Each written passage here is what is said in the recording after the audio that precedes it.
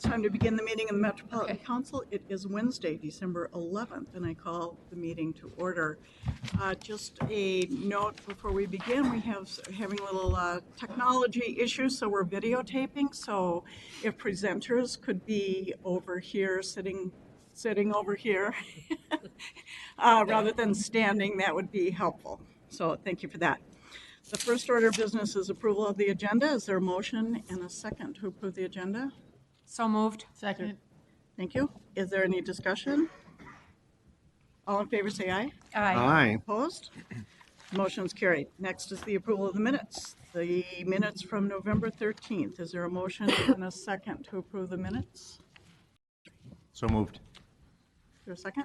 Second. All in favor? Aye. Oh, sorry, any discussion? No. All in favor? Aye. Opposed? Okay, the motion carries on that too. Now it's the public invitation. If there are members of the public who wish to address the council on matters that are not on the agenda, we would ask you to limit your comments to 3 minutes, and I don't believe anyone has signed up, but we will offer the opportunity if there is anyone here. Seeing no one, we'll continue to move on into our business then. First is the joint report from Transportation, Environment, Community Development, and Management Committees. Councilmember Ferguson. Thank you, Madam Chair. This amendment incorporates the operating component of the unified, changes the operating component of the unified budget. This amendment incorporates changes to the 2019 operating budget reviewed and approved by the Environment Committee yesterday, December 10th, the Management Committee on December 11th. The amendment has two parts. First, the amendment increases ES expenditures by $4.262 million, ES revenues by $1.639 million, and an increase in ES use of reserves by $2.623 million. After this amendment, ES will continue to meet their reserve targets. The increase in expenses over budget is precipitated by spring flooding, which necessitated temporary construction of the and electrician overtime in the Metro plant, and will be partially offset by $400,000 incremental revenues from FEMA. The additional expenditures are also dictated by a mechanical failure of the steam turbine generator at the Metro plant solid management building. Last, emergency repairs expenses were incurred when the Eagles Point outflow pipe was severely damaged this spring, and will be partially offset by $1.239 million of insurance reimbursements. The second part is a budget neutral change, moving $2.859 million in expenses described in the 2019 carry forward amendment from the pass-through section of the budget, where they were originally recorded, to the operating budget section of the budget. Madam Chair, the motion is that the Metropolitan Council authorize the amendment of the 2019 unified budget as indicated in accordance with the attached tables. Thank you. Is there a second? Second. Is there any question or discussion on this? This requires a roll call vote. So Liz, would you like to call the roll? Yes. Councilmember Johnson, Yes. Councilmember Chambliss, Yes. Councilmember Ferguson, Yes. Councilmember Barber, Aye. Councilmember Atlas Ingebretson, Councilmember Lilligren, Aye. Councilmember Musset, Yes. Councilmember Lindstrom, Aye. Councilmember Vento, Aye. Councilmember Gonzalez, Councilmember Lee, Yes. Councilmember Fredson, Yes. Councilmember Sterner, Councilmember Wolf, Aye. Acting Chair Cummings. Aye. So we're good on that? Okay, very good. Thank you. Moving on to the consent agenda. We have a number of items on consent tonight. Is there a motion and a second to approve the consent agenda? So moved. Is there a second? Second. Any discussion? All in favor say aye. Aye. Opposed? Motion carries. Moving into the reports of the standing committee. Councilmember Lilligren. Thank you, Madam Chair. Community Development Committee brings 7 items forward for consideration this evening. The first is 2019-328. It is the Anoka County 2040 Comprehensive Plan. Because Anoka County does not have land use authority, its responsibilities for comprehensive planning are primarily focused on parks, transportation, and the Mississippi River Corridor critical area. Thrive forecasts that between 2020 and 2040, the county will grow by about 120,000 residents and 18,000 jobs. Council staff finds that the 2040 plan conforms to regional systems plans, is consistent with council policies, and is compatible with the plans of adjacent and affected jurisdictions. Madam Chair, I move that the Metropolitan Council adopt the attached advisory comments and review record and take the following actions. First, authorize Anoka County to place its 2040 comprehensive plan into effect. Second, to advise the county to implement the advisory comments in the review record for transportation and housing. And third, within 60 days after receiving final DNR approval, the county must adopt the Mississippi River Corridor Critical Area Plan and submit a copy of the final adopted plan and evidence of the adoption to the DNR, the council, and National Park Service within 10 days. Thank you. There's a motion. Is there a second? Second. Is there any further discussion? All in favor say aye. Aye. Opposed? That motion carries. Thank you. Next. Thank you, Madam Chair. The next item is business item 2019-332, and it's to approve funding for 3 projects totaling $300,000 for the 2019 Equity Grant Program pilot for the regional park system. And this pilot project was something of a gift from our predecessors here on the council to increase the use and enjoyment of our regional parks by communities that weren't using them. And I really want to thank the staff for supporting the committee and making us move fairly quickly through establishing the criteria and to get the applications approved. The 10 regional parks implementing agencies were eligible to submit applications for the pilot, with one of 4 equity focus areas: 1, welcoming underserved populations to the regional park system; 2, accessibility to persons living with disabilities; 3, racial equity; and 4, equitable use of regional trails. 9 agencies submitted 14 eligible applications requesting $1.2 million in funding. A formal review committee consisting of members of the Metropolitan Parks and Open Space Commission, the Community Development Committee, and the Equity Advisory Committee reviewed and scored the applications and brought forward the funding recommendation that we have before us today. The 3 highest ranking projects are the Dakota Homeland Interpretation along the Minnesota River Greenway Regional Trail, also the Wakan Teepee Center at Bruce Vento Regional Trail Nature Sanctuary, and third, the Bede-Makaska Cloudman Memorial Interpretive Signage at the Minneapolis Chains of Lakes Regional Park. These projects will help create spaces that are useful and welcoming to all people and to Native people in the region by providing educational and contemplative places that will increase awareness and understanding of Dakota and Indigenous history in the region.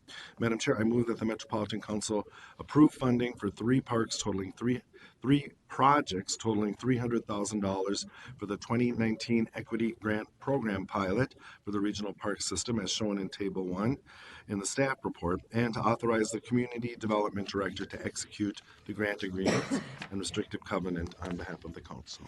Thank you. There's a motion. Is there a second? Second. Is there any further discussion? Yes, Councilmember Wolf. Thank you, Madam Chair. I was out of town when the Community Development Committee discussed this, so I wasn't able to share my thoughts there, but I have spoken at some length with Mr. Mullen to give him some feedback on the program. When we do these sorts of grants through livable communities, it's a very transparent process where everybody knows ahead of time what the scoring is, and after things are scored, the committee gets feedback on why projects weren't approved, and the applicants get immediate feedback on why projects weren't approved. And we didn't do it that way for these parks grants. So I encouraged Mr. Mullen, following up on this, to do it in a much more transparent way so that we understand why the funding went the way that it did. It's somewhat concerning to me that none of the disability-related applications were approved, because I think being physically unable to go to the park is a significant barrier, and that none of those projects got funded is since I don't know the scoring, I have no idea why. But I think we need to look at that for future rounds if this happens, if we're continuing to do these sorts of grants. So I'm going to vote for these, even though I don't really understand them because it's a pilot. But I think going forward, we need to have much more transparency about the scoring and why certain projects are being chosen or not chosen in the process. Important feedback. Thank you very much for that. Any other discussion? Oh, Councilmember Rental. Madam Chair, I'd like to be recorded as abstaining on this vote, although I don't believe there's a conflict of interest because the Wakan Teepee Center is at the Bento Nature Sanctuary. I'm going to abstain. Thank you. Yes, Councilmember Lee. Well, thank you, Madam Chair. Excuse me. I was part of the pilot committee, and there was a lot of thoughtful, robust, and I don't think we made any decisions against any particular projects because of ADA issues, but it's a brand new project, and I think the staff have done a great job, and we can always improve. Thank you. Any other discussion? Okay, there's a motion. Is there a second? All in favor? Aye. Opposed? Motion carries. Thank you. Number 4. Thank you, Madam Chair. Next business item is 2019-334. It's to award almost $6.5 million in Livable Communities Demonstration Account grant funds to support 8 development projects in 6 cities. So council members know a project from the city of Edina at 7200-7500 France withdrew their application from consideration after the Community Development Committee first considered the slate of recommended projects. At the last CDC meeting, the committee reviewed and passed an amended action to reflect that change, and the recommendation presented today does not include the Edina project. Upon completion, the projects are expected to result in over 600 new housing units, almost 400 of which are affordable, an annual net tax capacity increase of over $1.2 million, over 480 total permanent jobs, 450 of which are livable wage jobs, and over $140 million of leveraged private investment. Madam Chair, I move that the Metropolitan Council award 8 livable communities demonstration account grants totaling $6,489,266 and authorize the Community Development Director to execute the grant agreements on behalf of the Council. Thank you. There's a motion. Is there a second? Second. Any discussion? No? All in favor say aye. Aye. Opposed? That one carries also. Councilmember. Thank you, Madam Chair. The next item is 2019-346. It's to award $100,000 in Livable Communities Demonstration Account pre-development grant funds to support one pre-development project in the city of St. Paul, and these are our transit-oriented development pre-development grants.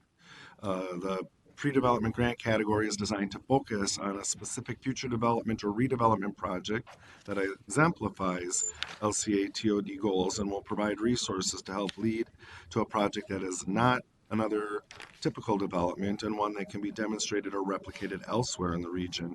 One application was received from the city of St. Paul.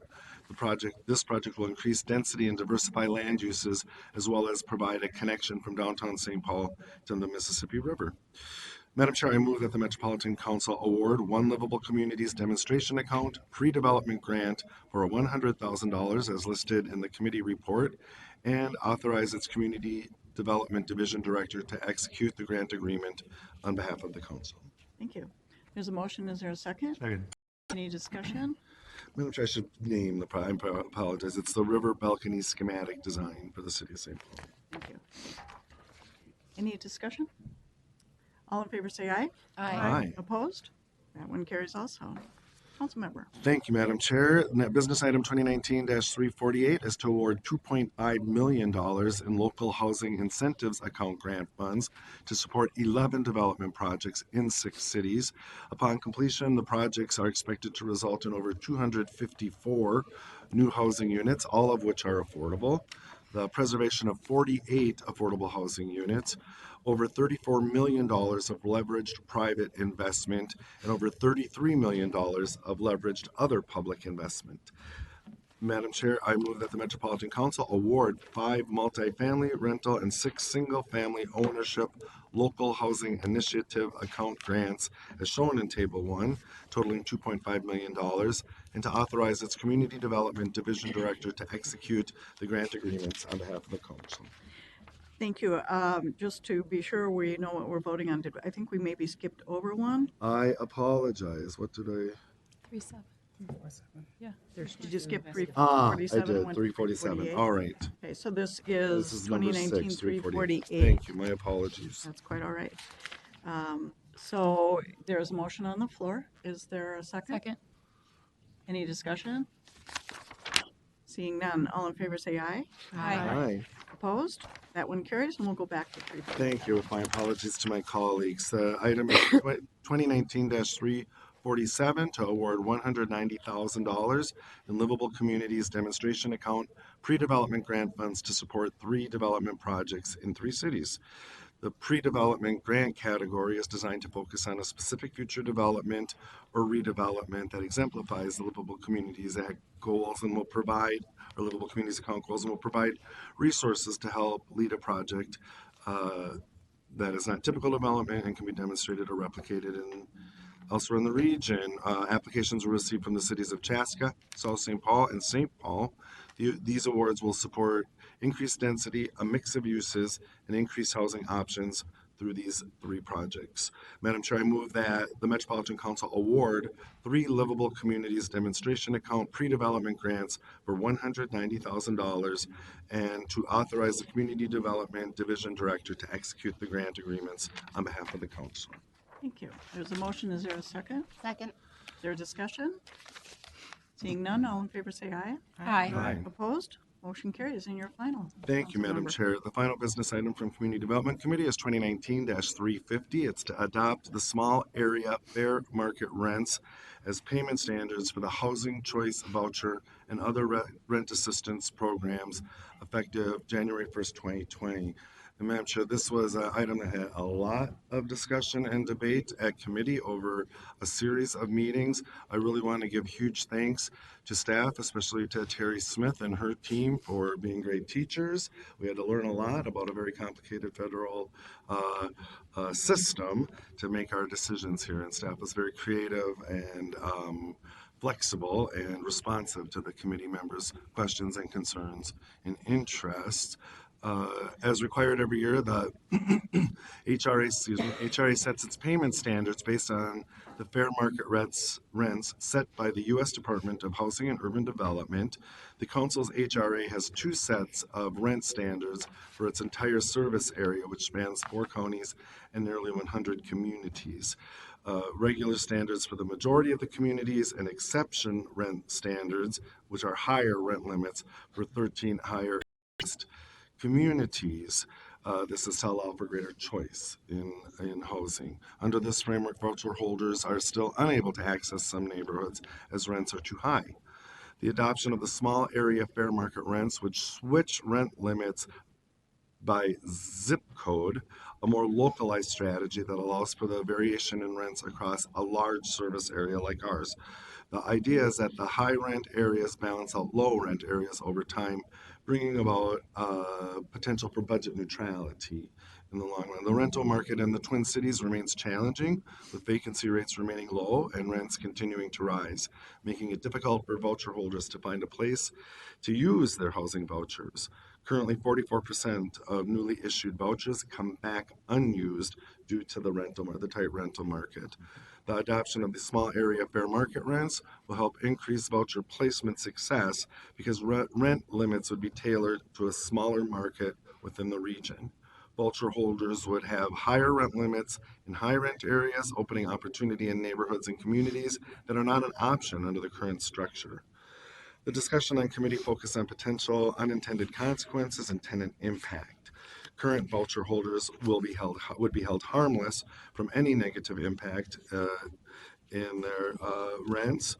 Tenants would immediately receive the benefit of new and increased rent limits upon implementation of the zip code-based rents, and any decrease in rent limit would only become applicable as families move throughout the region. That's the hold harmless part. So, Madam Chair, I move that the Metropolitan Council adopt small area fair market rents as payment standards. It's in attachment 1 on the staff report for the housing choice voucher and other rent assistance programs effective January 1st, 2020.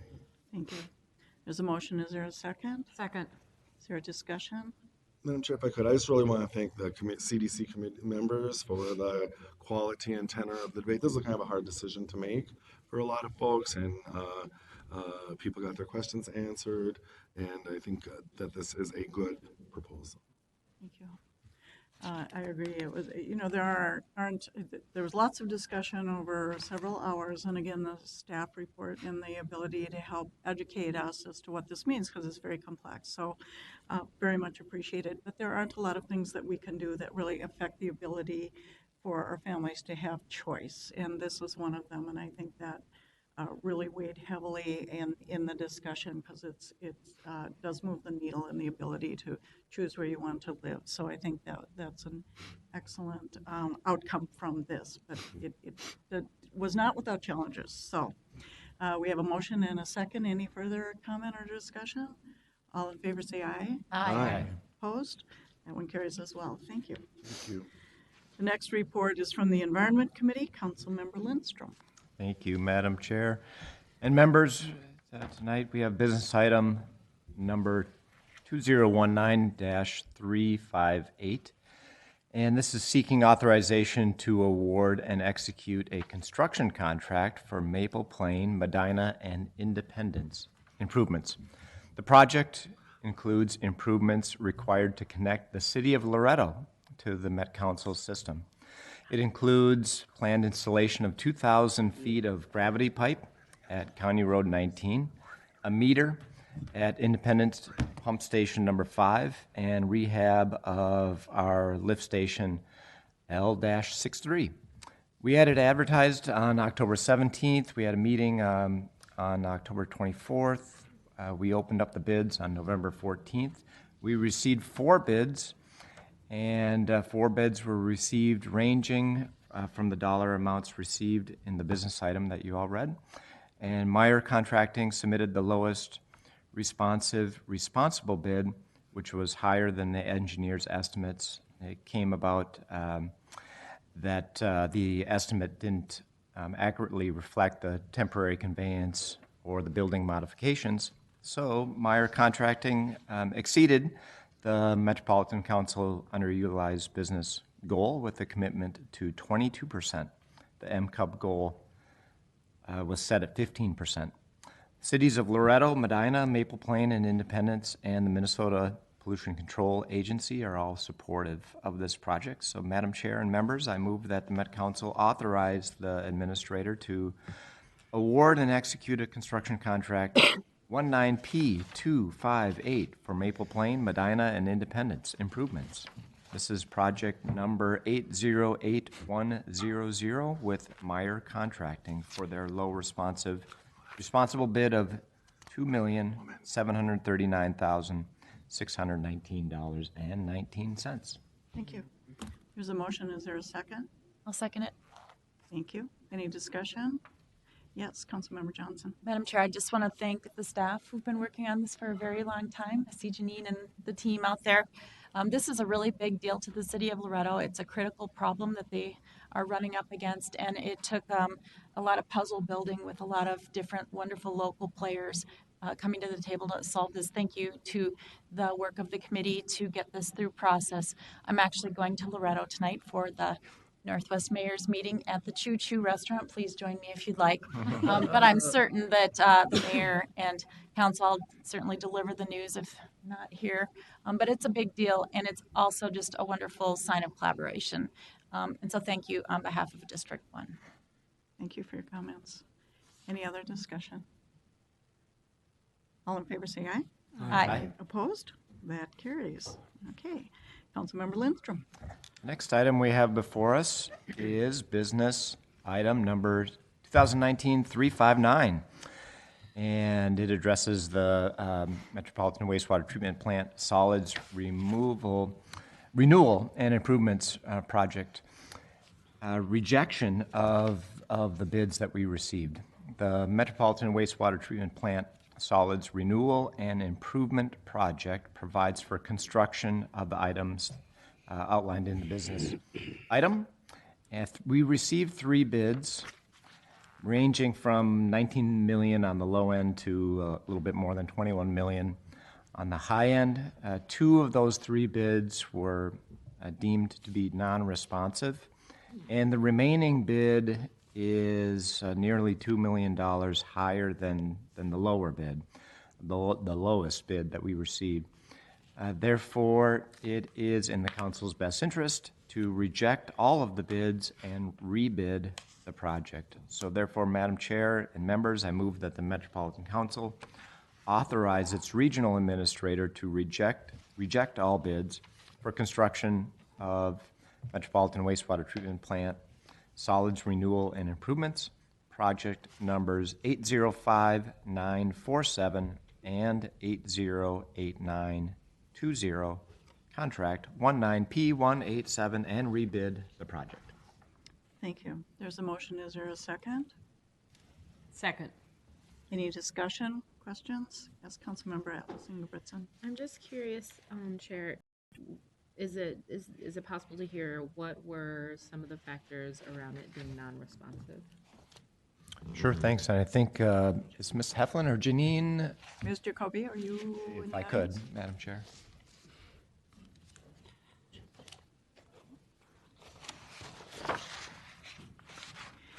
And if you could sit at the table so we can be sure to capture you on film.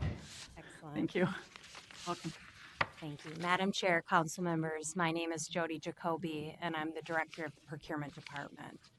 And to answer your question, council member, 2 bids were rejected for not properly submitting some of the forms that were required with the bid documents. Okay.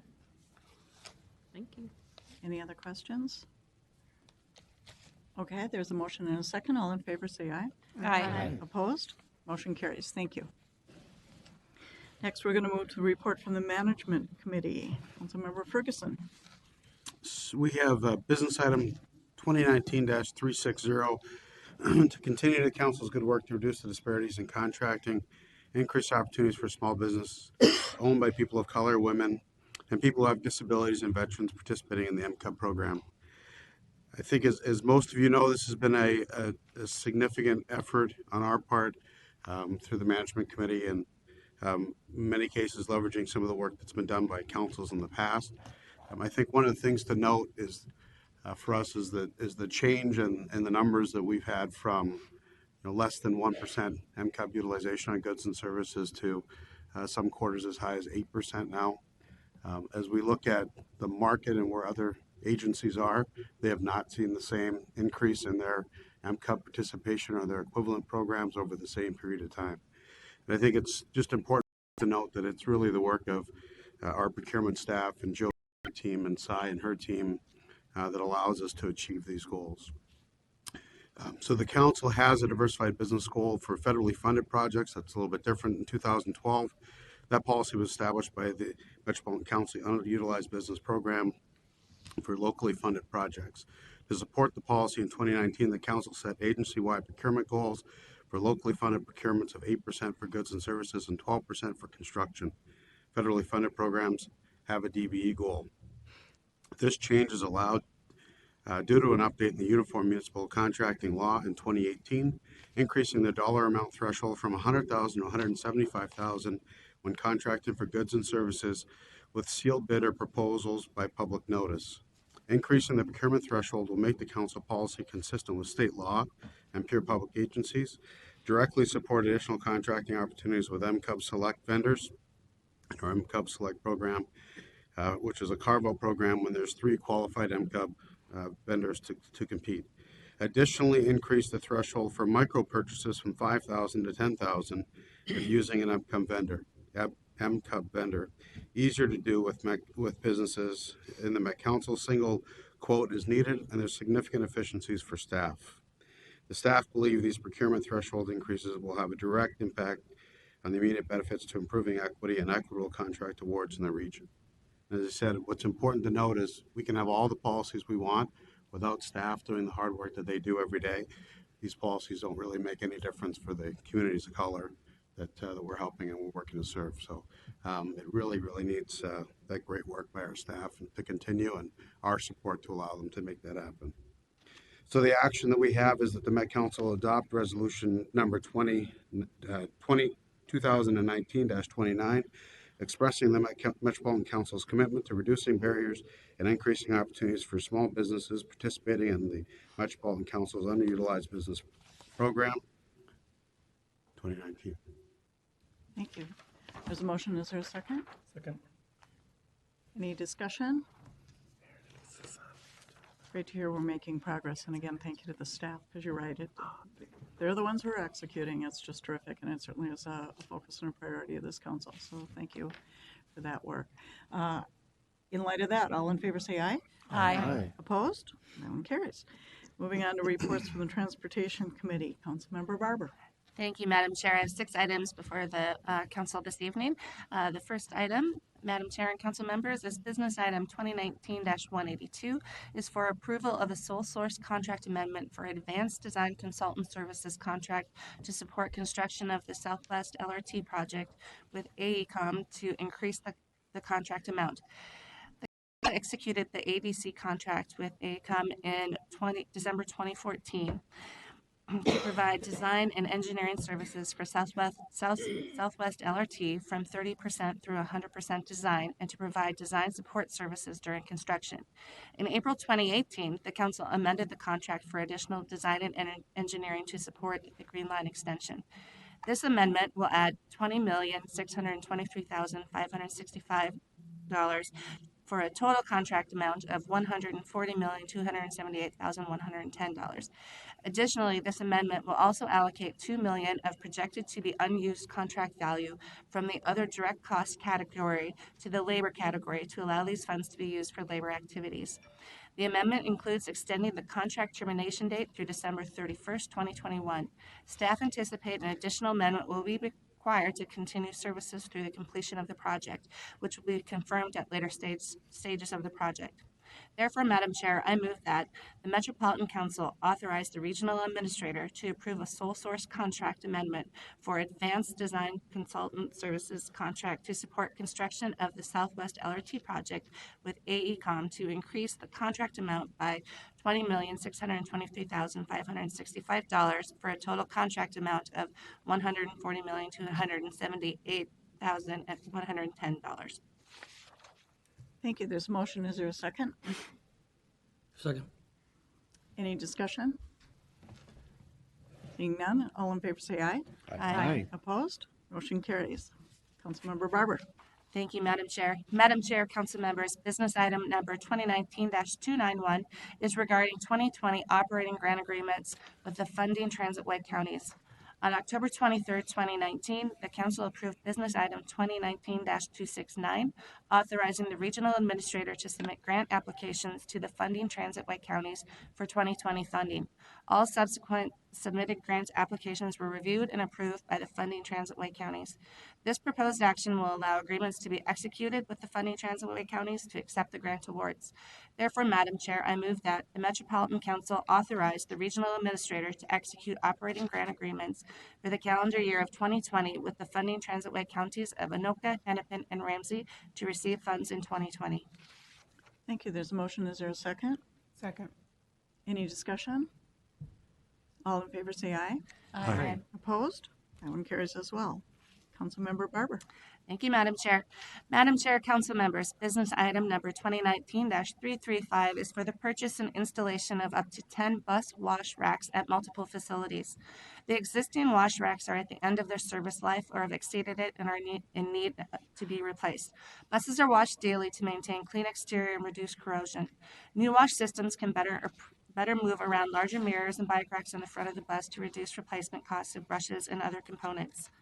Therefore, Madam Chair, I move that the Metropolitan Council authorizes the award and execution of Contract 18P063 with NS Corporation in the amount of $4,351,975.05 for the purchase and installation of up to 10 bus wash racks at multiple facilities. Thank you. There's a motion. Is there a second? Second. Any discussion? Councilmember Sterner. Yes, thank you, Chair. I just was wondering if this is best practice on the sustainability of water use, because that's one of our big goals in our council. If they were environmental services was consulted on these purchases of these proposed purchases with water use and chemicals in the water. Good question. Yes, Councilmember. Thank you, Madam Chair. Our current, because right now the wash systems do not recycle the water because of the difficulty of removing the solids and the chemicals from the discharge. However, we are doing things and through other programs, including Minneapolis Bus Garage, of utilizing collected stormwater and things like that for first cycle bus washes. So it is things we are considering, but there are some limitations due to the materials that we need to use to clean the buses. Okay. Any other questions? All in favor say aye. Aye. Opposed? Motion carries. Councilmember Barber. Thank you, Madam Chair. Madam Chair, council members, business item number 2019-351, same week, is a Hennepin County Transit Link Agreement.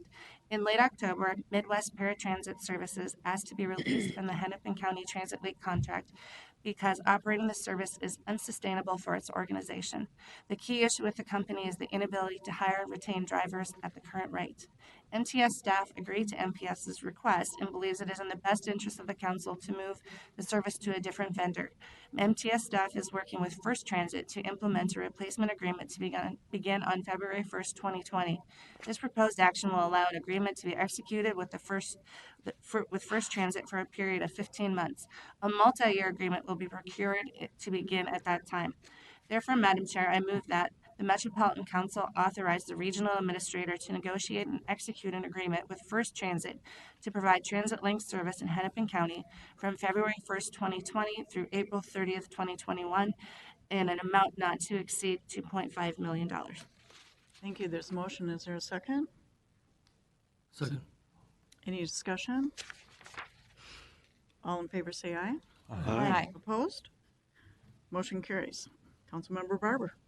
Thank you, Madam Chair. Madam Chair and council members, business item number 2019-353 is regarding a request that council open public comment for body-worn cameras, and furthermore that the council allocate time during its regularly scheduled meeting on January 8th, 2020 for in-person comments from the public.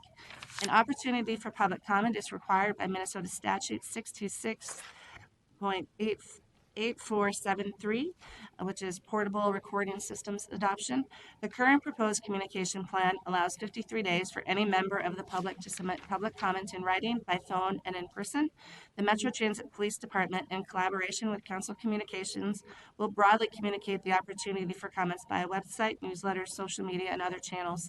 The Metro Transit Police Department, in collaboration with Transit Community Outreach and Engagement, will also directly engage interested communities.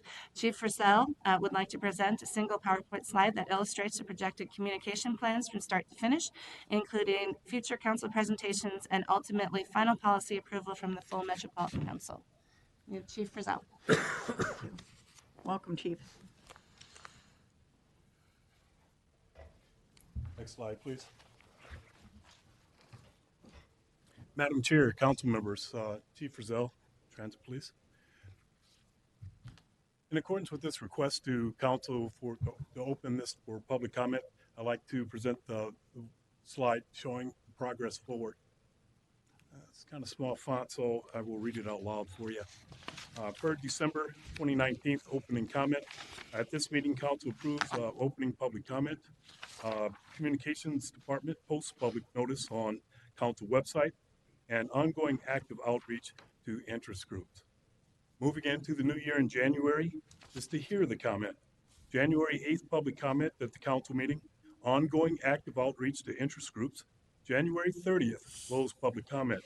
January 31st, begin comment review in the process. February 2020, review and report, finalize public comment report, complete internal policy review, present to myself, the Chief of Police, for final approval, and the council approvals commencing in February to March of 2020 to include the Transportation Committee, Management Committee, Met Council, and final approval. Thank you. So there's a motion. Is there a second? Is there a question? I have not made the motion. Oh, I'm sorry. That's all right. Jumping ahead. All right, thank you, Chief Frizzell. Therefore, Madam Chair, I move that the Metropolitan Council approve the opening of public comment regarding body-worn cameras from December 11, 2019 to January 30th, 2020. Now there's a motion. Is there a second? Second. Any discussion? All in favor say aye. Aye. Opposed? Motion carries. Councilmember Barber. Thank you, Madam Chair. On to the last one. Madam Chair, council members, business item number 2019-357, same week, is regarding an amendment to the current grant agreement, SG-2017-024, with Minnesota Valley Transit Authority, MVTA, by increasing the dollar amount by $1,285,000. The project supports onboarding technology implementation, including computer-aided dispatch, automatic vehicle location, and automated visual and voice communication systems for MVTA's fleet of buses. This project is included in the current Authorized Capital Program and is funded with regional transit capital in lieu of MVTA federal formula earnings.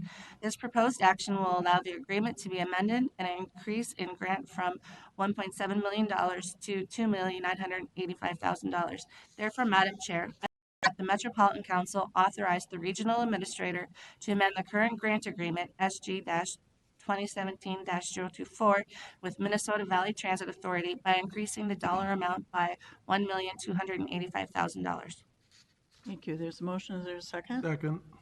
Any discussion? All in favor say aye. Aye. Opposed? Motion carries. Thank you. Moving on to the Joint Report of Environment Community Development Committees, Councilmember Lilligren. Thank you, Madam Chair. The following three business items are comprehensive plans for communities connected to the regional wastewater system. So they were heard in Community Development and Environment Committees. For all three communities, council staff found that the 2040 plans conform to regional systems plans, are consistent with council policies, and are compatible with the plans of adjacent and affected jurisdictions. The first is business item 2019-308. It's to authorize the 2040 comprehensive plan for the city of Oak Park Heights. Madam Chair, I move that the Metropolitan Council adopt the attached advisory comments and review record and take the following actions. From the Community Development Committee, authorize the city of Oak Park Heights to place its 2040 comprehensive plan into effect. Also revise the city's forecast downward as shown in Table 1 of the attached review record. And finally, advise the city to implement the advisory comments in the review record for transit. From the Environment Committee, to approve the City of Oak Park Heights Comprehensive Sewer Plan. Thank you. There's a motion. Is there a second? Second. Any discussion? All in favor say aye. Aye. Opposed? Motion carries. Thank you. Councilmember Lilligren. Thank you, Madam Chair. The next item is 2019-309. It's to authorize the 2040 Comprehensive Plan for the City of Brooklyn Center. Madam Chair, I move that the Metropolitan Council adopt the attached advisory comments and review record and take the following actions. From Community Development Committee, authorize the City of Brooklyn Center to place its 2040 comprehensive plan into effect. Also advise the city to adopt the Mississippi River Critical Corridor Area Plan within 60 days after receiving final DNR approval, and submit a copy of the final adopted plan and evidence of adoption to the DNR, the Council, and the National Park Service within 10 days after the adoption. From the Environment Committee, approve the City of Brooklyn Center's comprehensive sewer plan and advise the city to implement the advisory comments in the review record for wastewater. Thank you. There's a motion. Is there a second? Second. Any discussion? All in favor say aye.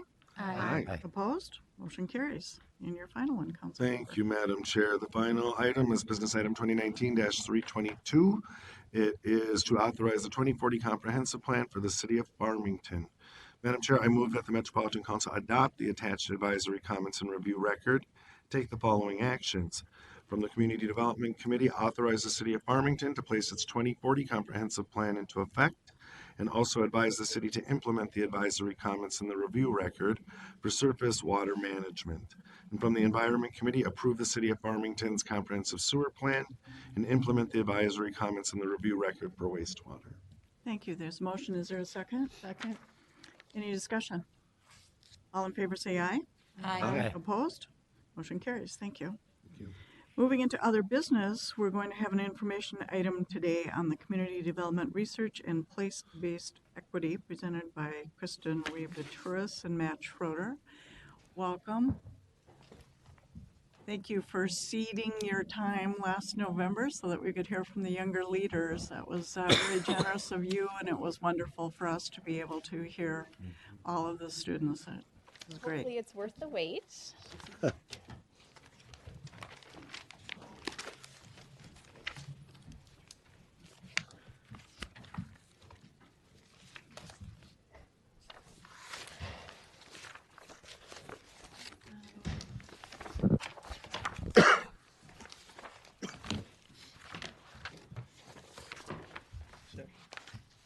Packets are making their way. Okay. Chair Cummings, council members, thank you for having us here this evening to discuss community development research and place-based equity. My name is Kristen Rivaturis. I'm a senior researcher. With me today is principal researcher Matt Schroeder. We are both staff members on the community development research team. Various members of our team have briefed you on pieces of our work since March, but as you have so many staff and departments coming before you, we thought we'd just quickly anchor who we are. Our unit is 14 full-time staff who come to this work as sociologists, economists, GIS specialists, project managers, data scientists, and qualitative researchers. Our work includes long-range population and employment forecasts, which you heard about last month, annual population estimates and use estimates of our regional park system, building permits and development patterns, including new affordable housing production, which we will share with you in February. Policy indicator projects such as the Thrive indicators and Housing Policy Plan dashboard. Climate research, including a greenhouse gas inventory tool that's coming soon. And last but certainly not least, we analyze and disseminate census data for the Twin Cities region and its jurisdictions, including relevant demographic and socioeconomic trends. Our products include data sets, geographic layers, reports, interactive tools, and presentations. And as our vision statement says, we do this work to further the shared understanding about regional issues that matter. And as researchers, we often show up to spaces, including this space, armed with our slide decks full of data and maps, ready to inundate our audience with information and facts. And there will be that tonight. But before we do that, we wanted to initiate a quick but hopefully grounding activity on why our conversation tonight matters to so many in our region. But because we recognize that no one really likes to be put on the spot, we're not going to do that to you. We're going to do that to each other in front of you. So independently, Matt and I each made a map that we have not shared with each other. And they are included in the packets we just sent around. We're just going to take a few seconds to interpret each other's maps and share our kind of gut reactions or quick takes on what the story those maps tell us. We'll also leave a few minutes for you to share your initial impressions too, just recognizing that maps are powerful tools in telling stories. So with that, Matt, please interpret my map. Absolutely, Kristen, thank you. So this is a map, for those who can't see, of housing cost burden rates for renters. Split with the regional rate in the middle. Orange areas have higher rates of cost burden. Bluer areas have lower rates of cost burden. And overall, I would point to the very high regional rate of housing cost burden at about 47%. But also to note the variation across communities, to show that, to see that areas more toward the center of the region have generally higher rates of cost burden, areas outward have generally lower rates of cost burden, but that every community in the region seems to have cost burden renters. Thank you. Does anyone have kind of a quick take or gut reaction about the map that I made to share that maybe differs from Matt's interpretation? It's okay if not. Again, we're doing this to each other and not to you. Anybody have any comments? Councilmember Johnson. Madam Chair, thank you. And just briefly, and I know that we're at the beginning. Yeah. So this is interesting because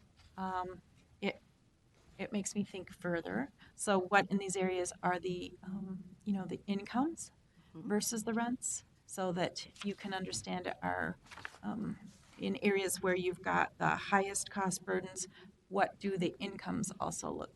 And I'm sure that's data we have too. So, but it's just making me think more about what you're presenting. Yes. Thank you. Councilmember Wolf.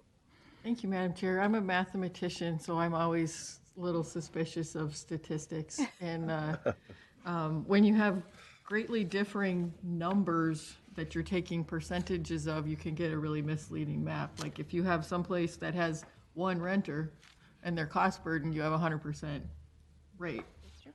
So to me, this map doesn't really mean much without having more information about how many renters are in those different communities.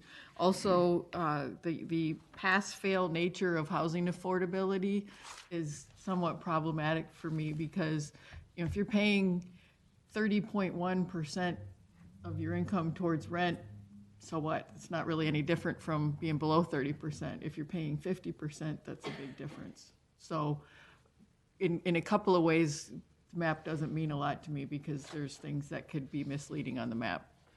Thank you. Great observations. Other comments? Please continue. Yes.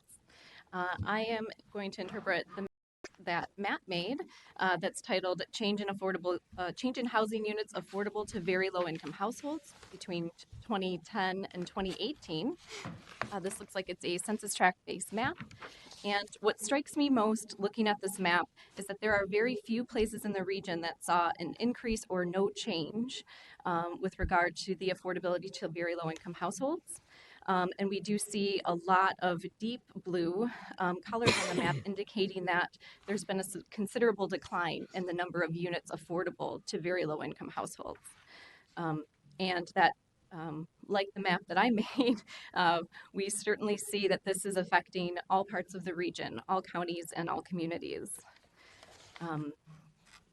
Yeah. Excellent. Does anyone have any additional comments or interpretations of this map?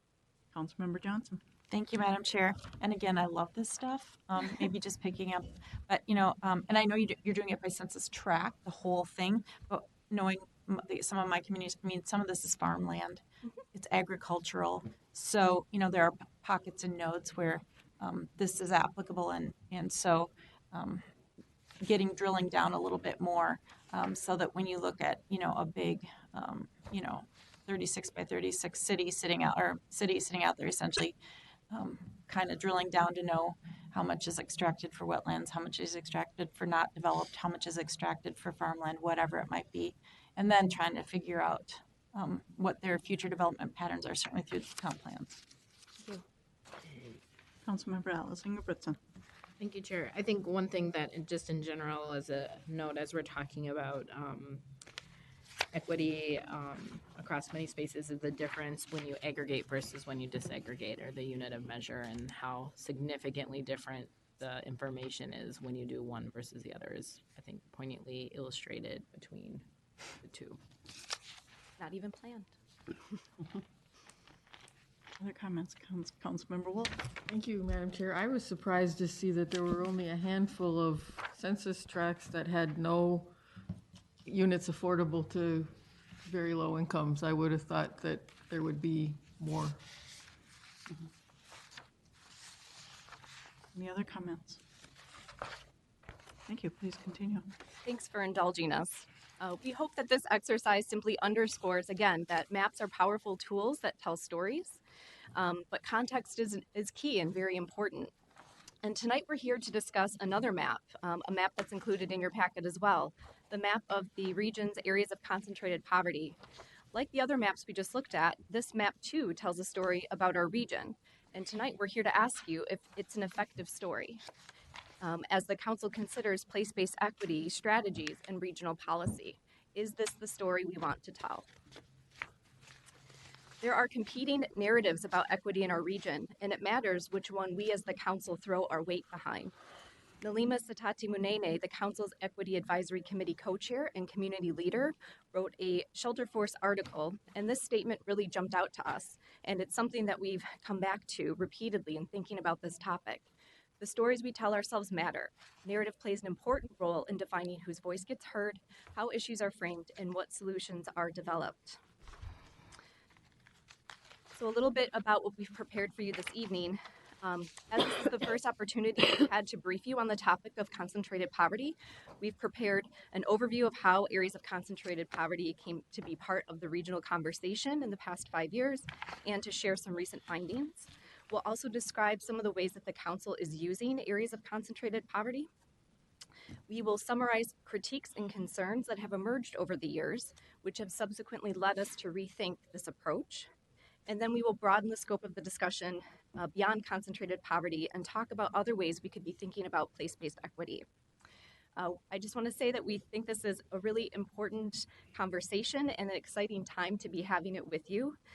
We understand that you've recently decided to prioritize reducing regional inequities by race and ethnicity, underlining, bolding, italicizing the council's commitment to equity, and place-based equity aligns with that call to action. We are better off as a region when we close gaps and improve outcomes between neighborhoods, just as we are better off when we close gaps between individuals or households. Second, council staff are stages of planning for the next regional development guide. The groundwork that we lay today will inform these long-range plans later, and so the opportunity here is important. Today's discussion goals. We assume that you will have a lot to say on this topic, and our aim is to reserve 20 minutes of the next hour that we have with you for discussion. We understand we have a hard out at 6. But to get there, we just need to manage that time carefully.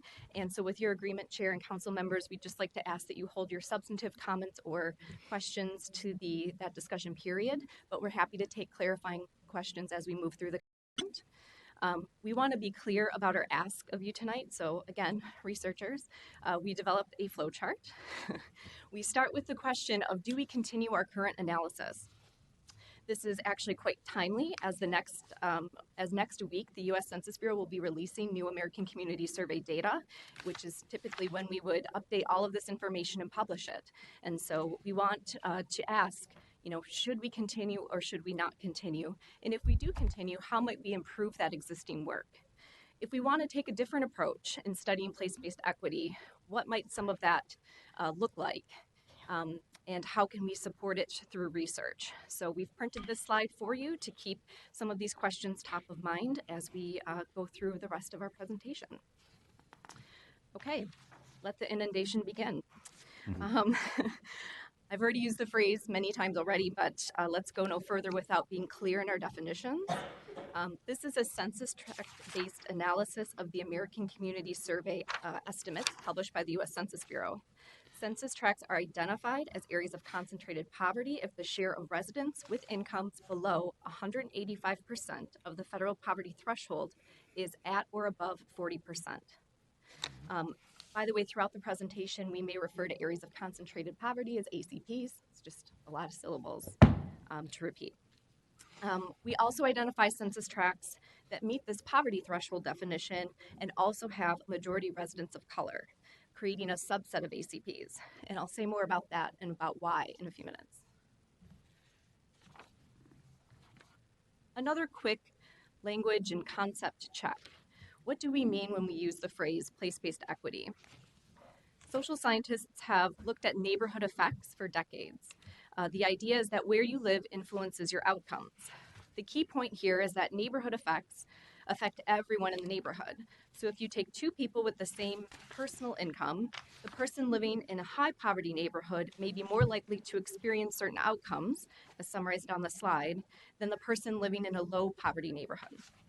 It can be hard to distinguish the effects of your neighborhood from the effects of your own personal or family circumstances, but based on high-quality research, we know that neighborhood poverty rates influence life chances in several ways listed here. So when we're talking about place-based equity, what we mean is that where you live shouldn't affect your life chances. Areas of concentrated poverty as we know them today were put forward by the Council's 2014 report, Choice, Place, and Opportunity. This report, known as a Fair Housing and Equity Assessment, was required by the U.S. Department of Housing and Urban Development to fulfill a Sustainable Communities grant awarded to the Council in 2010. HUD's goal was that the FHEA report and process would produce a shared understanding of the degree to which metro areas were in alignment with the goals of the Fair Housing Act and affirmatively furthering fair housing. HUD had specific requirements for the document, including analyses of segregation by race and income, explicitly identifying these areas of concentrated poverty at the census tract level, a geographic assessment of opportunity, and other data related to major public investments and fair housing issues. FHEA was designed to be a process, not just a report, and community engagement was expected and carried out.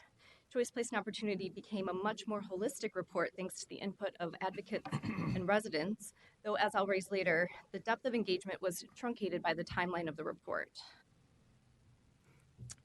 The report is well over 100 pages in many, many appendices, but if we were to distill the two main analyses, we could do so in these two maps. On the right is our map of the hour, the areas of concentrated poverty. Again, specifically requested by HUD, though we did do our best to work within their parameters to develop a definition that worked best for our region, and there is an entire appendix on that very topic. But unlike this map, the Choice, Place, and Opportunity report delves deeply into concentrated poverty trends over decades and describes the historical context undergirding those patterns, including public policies and private market activity that factored into creating concentrated poverty in the first place. That context is not on this map. On the left is the spatial assessment of opportunity that I mentioned. It is a cluster analysis of 5 domains that together were meant to describe regional opportunity. Those domains include proximity to jobs, access to social services and basic necessities, school performance, crime rates, and exposure to environmental hazards. We'll talk a little bit more about how other regions have carried out similar assessments of opportunity and looking at place-based equity, but I just want to lift up here that the Council took a unique approach.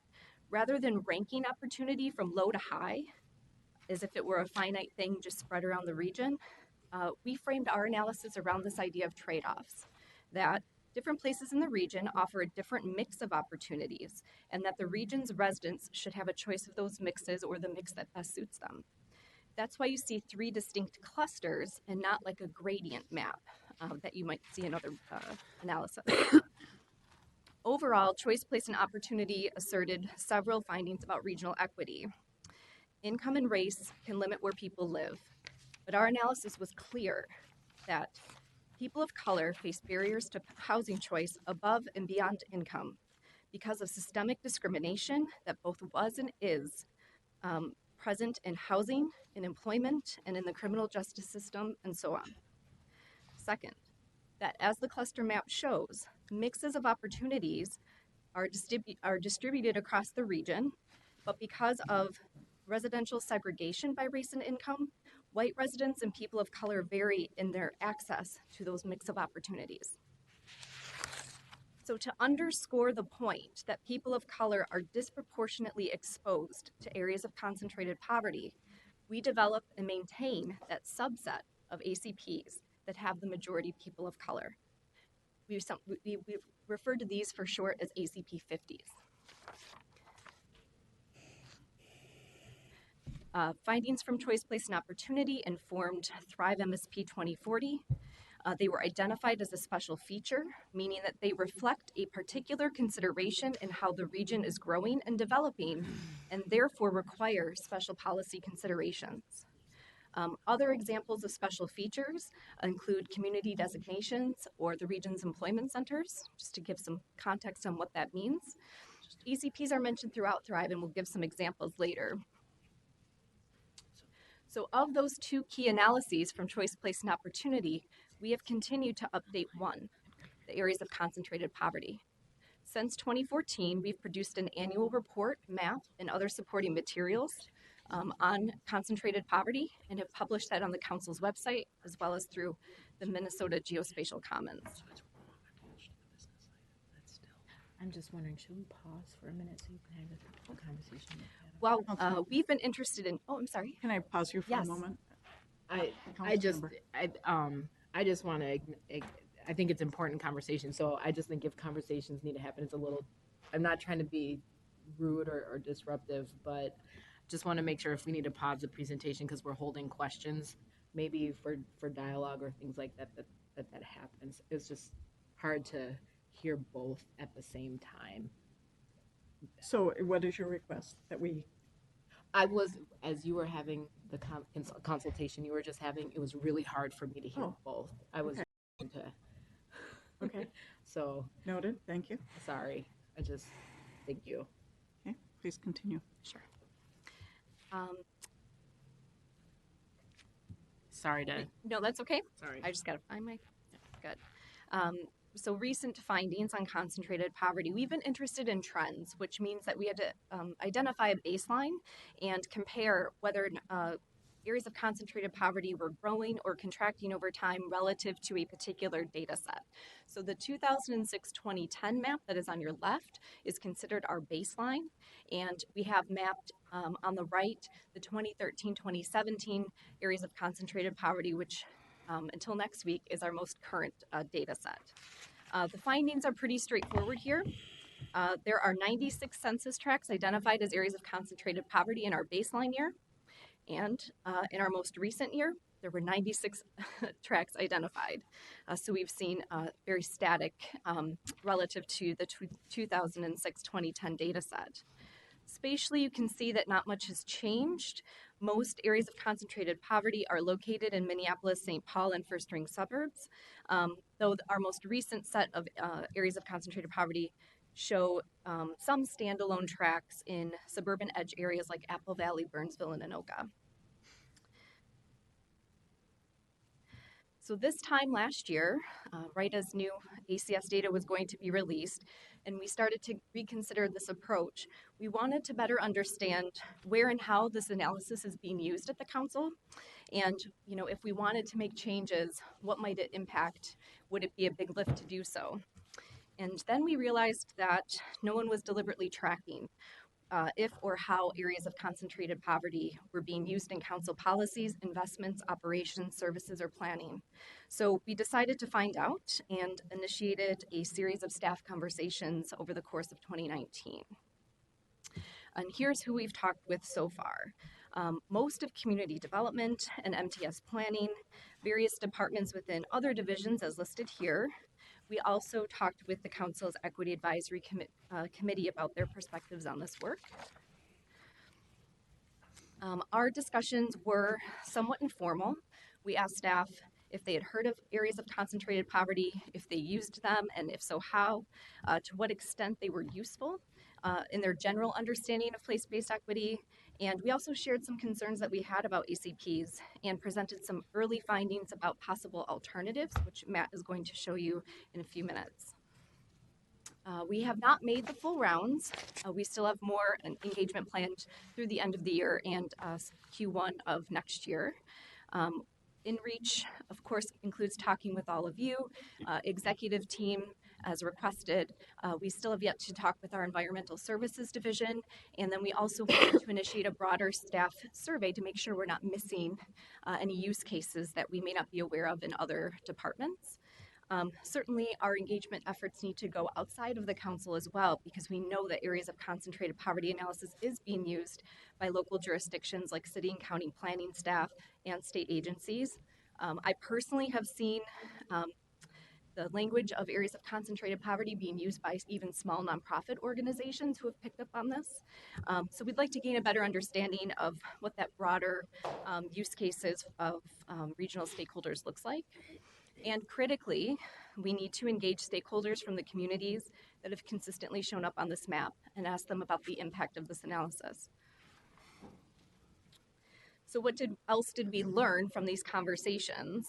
Council staff are familiar with the term areas of concentrated poverty, either from Thrive or from Choice, Place, and Opportunity, but we learned that they may not be using them in their day-to-day work. Federal agencies and other stakeholders may have their own definitions or requirements related to equity, and so that can make the use of our areas of concentrated poverty analysis either redundant or not useful or incompatible with other reporting that they need to undertake. Because Choice, Place, and Opportunity was really focused on residential patterns, there's a strong association with ACPs and housing specifically. So though there are use cases that show that it has moved beyond that. And lastly, use of areas of concentrated poverty in council business or actions was not widespread. And we were honestly a little surprised by that, given their presence in Thrive. But we did come across a few examples from our conversations summarized here. Within community development, Metro HRA and livable communities are using areas of concentrated poverty in some capacity. We also see from Metro Transit, they used areas of concentrated poverty to define the focus area of their program. And there's also areas of concentrated poverty as part of the scoring and regional solicitation. And lastly, some of our policy indicator work does include measures that relate to areas of concentrated poverty, like construction activity and use of housing choice vouchers. Lastly, we did hear from the council's engagement staff that to address that truncated engagement effort that took place during Choice, Place, and Opportunity, the council committed to a fuller engagement effort in subsequent years. So between 2016 and 2018, community conversations in partnership with the Alliance for Metropolitan Stability that hosts this Equity in Place coalition took place in 5 neighborhoods. The Brooklyn Park, Brooklyn Center area, the East Side, Frogtown, and West Side neighborhoods of St. Paul, and in North Minneapolis. These conversations were really specific to those areas, and so the outcomes were specific to each convening, but there were some broader themes that we thought related to this conversation. Communities are places people live, work, and thrive. It is a choice to use asset-based language over deficit-based language. That community should be involved in defining what opportunity means and how it's measured. And 2, that investment alone does not always result in opportunity. Impact matters, especially the impact on long-time residents. And we can see that those concerns echoed in the regional conversations around gentrification and anti-displacement movements. So this kind of feedback and conversation, coupled with our staff conversations, as well as community critiques we've kind of collected across the years, pushed us to really start rethinking how we're studying areas of concentrated poverty. I'm going to turn it over to Matt. Thanks, Kristen. Another change that's been happening since we published Choice, Place, and Opportunity is the whole regional conversation around equity and place-based equity in particular. So we know more about racially restrictive covenants in Minneapolis, or the dynamics and experiences of gentrification and displacement. We've had, as Kristen mentioned, organizations like the Equity in Place Coalition and the Center for Economic Inclusion calling for local developments and an entire regional economy that work for all of us.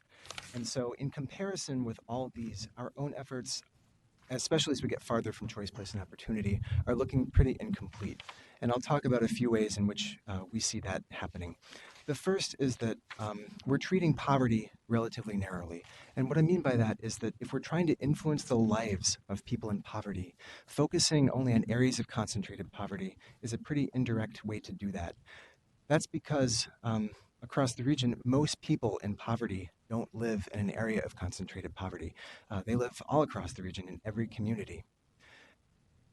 And as another part of that, if we're trying to influence places with high poverty by our focus on areas of concentrated poverty, we have a pretty hard threshold. I think the pass-fail nature of our map conversation comes back here as well, which is that a poverty rate of 39% and 40% are very close to each other, but only one would qualify an area for an ACP status.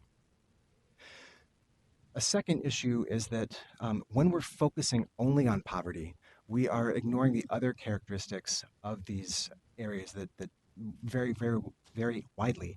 And one way to look at that is in the share of residents with a college degree. To build this up from the bottom, there's one census tract that's an ACP there at around 5%, and we can add another and another, and then the full range. So from about 5% up to about 65%, a very wide range of educational attainment in areas of concentrated poverty. We can do the same for the share of the share of households that lack a vehicle, the share of housing units that are multifamily, the share of residents who identify as white and Latinx, and the share of households that own their home. So again, with all these, a very wide range of characteristics. And these ranges also include the regional values shown there in green X's. So there's nothing that definitively marks off ACPs as different or distinct from the rest of the region, despite those general patterns. And finally, there are very different histories. There are places, areas of concentrated poverty in the central cities that have experienced decades of discrimination and disinvestment. There are also, as Kristen pointed out earlier, more tracts in suburban areas that have risen more recently. So in short, these areas share a poverty rate, but not much else, and we're just tying them together through poverty. And third, when we're using only demographic data to describe areas, we're missing a lot, which is that so much of residents' experiences of their neighborhoods happens in relationships, in their families, their communities, their cultures, and as well as how represented or unrepresented they feel in politics. And the Census Bureau data that we use just can't capture all that. The deeper point here, though, is I think shows up really nicely in this quote from a U of M professor, Ed Getz, which is that when we're using the demographics of people in an area to characterize the area itself, we're neglecting features that are really tied to specific places, physical space. So we might want to look at buildings. Owns the homes? Is it residents or absentee landlords? We could look at roads, sewers, transit, businesses and jobs in the area, things that are definitely influenced by the people who live in an area, but that really are tied to specific places in ways that change much more slowly. So that is another issue we see. As one potential harm we see coming out of our analysis that we're telling right now, this map that Kristen showed earlier of ACP 50s, we think is maybe leading people to see a strong association between concentrated poverty and people of color.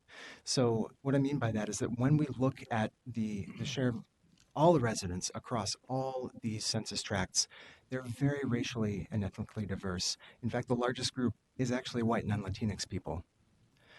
And again, most people don't live in ACPs. That is true for each of the major ethnic groups in our region. And they're definitely, people of color and indigenous residents are certainly more likely to live in areas of concentrated poverty. But I think that lumping these groups together in the map on the left and kind of reducing all this nuance can lead people to take that pattern and turn it into a general rule or a stereotype. So that's one thing we're concerned about.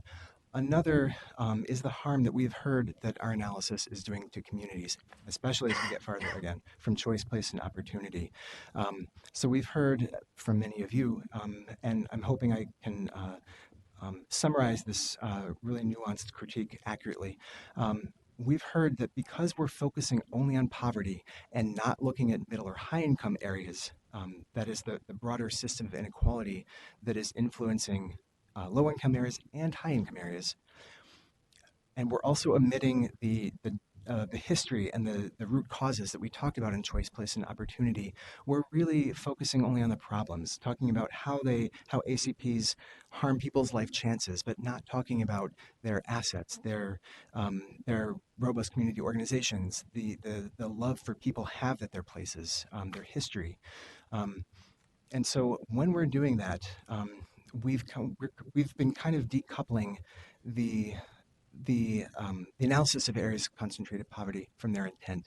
We meant for them, and we still mean for them, to underscore the importance of fighting discrimination and disinvestment in places. But we know that they're actually lending support to a deficit-based narrative. And summarize that narrative as this. areas of concentrated poverty and the people who live in them are problems that need to be solved, not excuse me, and those solutions can come in many forms. Two that we worry about are this narrative that they need investment. They need investment, even if it might not reflect the needs or the wishes of the residents and might lead to displacement. And second, another solution that is often talked about is encouraging residents in poverty to move to different neighborhoods or communities. And so in sum, as Kristen talked about, the importance of narrative and story, and we're worried that we are sending the implicit message that areas of concentrated poverty and their residents need to be saved from themselves when what they're really asking for is a seat at the table. So we want to do better, and in looking at Thrive MSP 2040, unfortunately, we see a lot of these kind of frames coming out. So we see language about mitigating ACPs by catalyzing revitalization and transforming them into thriving mixed-income neighborhoods. And finally, contrasting wealthy and historically notable with areas with significant challenges, which presumably lack a history, which we know to be false. So, as I mentioned, we want to do better, and we've compiled a few ways in which we can do that. We're intending these only as the foundation for a broader discussion. These aren't finished products. They're not a complete set of solutions that solve all these gaps that we just talked about, but they're just a jumping off point. So with that in mind, one thing we've considered doing is focusing on that full spectrum of inequality, not just on low-income people, but on low-income areas and high-income areas, and demonstrating in the data that inequality is increasing across geographic areas just as it is across individuals and households. So we can see that in this chart showing low-income tracts in pink, low-income tracts in pink, yes, middle-income tracts in beige, high-income tracts in blue for 1950. And as we move through the decades, we can see the expansion of those pink and blue tracts, the high-income and low-income tracts, so that we now have that you can see that those middle-income tracts, the beige middle band, has been shrinking. So economic segregation in our region is increasing. We can also look at where that's happened across time. So here's 1950, 1960, and then on through the decades, showing how lower income areas have kind of migrated out from the two downtown areas, and higher income areas have gone out to encompass the area around Lake Minnetonka or parts of the St. Croix River Valley. So areas change over time, and that is something that we should be paying attention to, perhaps. So the story that these analyses might help support with the proper context is that the issue that we're really trying to get at here is not concentrations of low-income people. The issue that we're trying to get at is the broader system reducing those concentrations of low-income people. A second, that by itself can't tell us why inequality is increasing across places. So as one piece of that bigger and much more complex puzzle, we can look at mortgage lending maps from the 1930s and show how they funneled resources towards some areas and away from others in a way that had real implications for places and for people. This is a map that many, perhaps all of you, have seen. It's the Redlining Map created in 1934 by the Homeowners Loan Corporation, a federal agency whose job it was to insure mortgage loans. And they got local real estate professionals in the area to rate each residential block in these two cities, Minneapolis and St. Paul, for how risky it would be to insure mortgage loans in each area, from the green areas, which were best from the perspective of mortgage insurers, to still desirable areas in blue, to definitely declining areas in yellow, and hazardous, their language again, areas in red. So because of this, some areas people in some areas found it very difficult to access credit. So again, how resources kind of flow to some areas and away from others. And how this intersects with what we've been talking about is that race was a key factor in their ratings. They did look at trends in property values, land uses, but you can see very clearly that they prioritized race as well, as you can see from this map of the ratings with where a lot of people of color lived around the time these maps were created. And if you look at their textual descriptions of why they rated certain areas the way they did, you can see race come up there very clearly as well. Downgrading areas that contained a lot of people of color, or that were near areas with a lot of people of color. So as I said, I think that is probably not new to most of you, but what may be new is looking at how these areas evolved over time. So we can look in this chart at the share of the acreage in each of these zones, red, yellow, green, blue, at that were lower income areas in each year. So in 1950, regardless of the area, red, yellow, blue, or green, a very low share of the acreage was actually lower income areas, had concentrations of low income people. Moving through the decades, you can really see how red and yellow zones took off.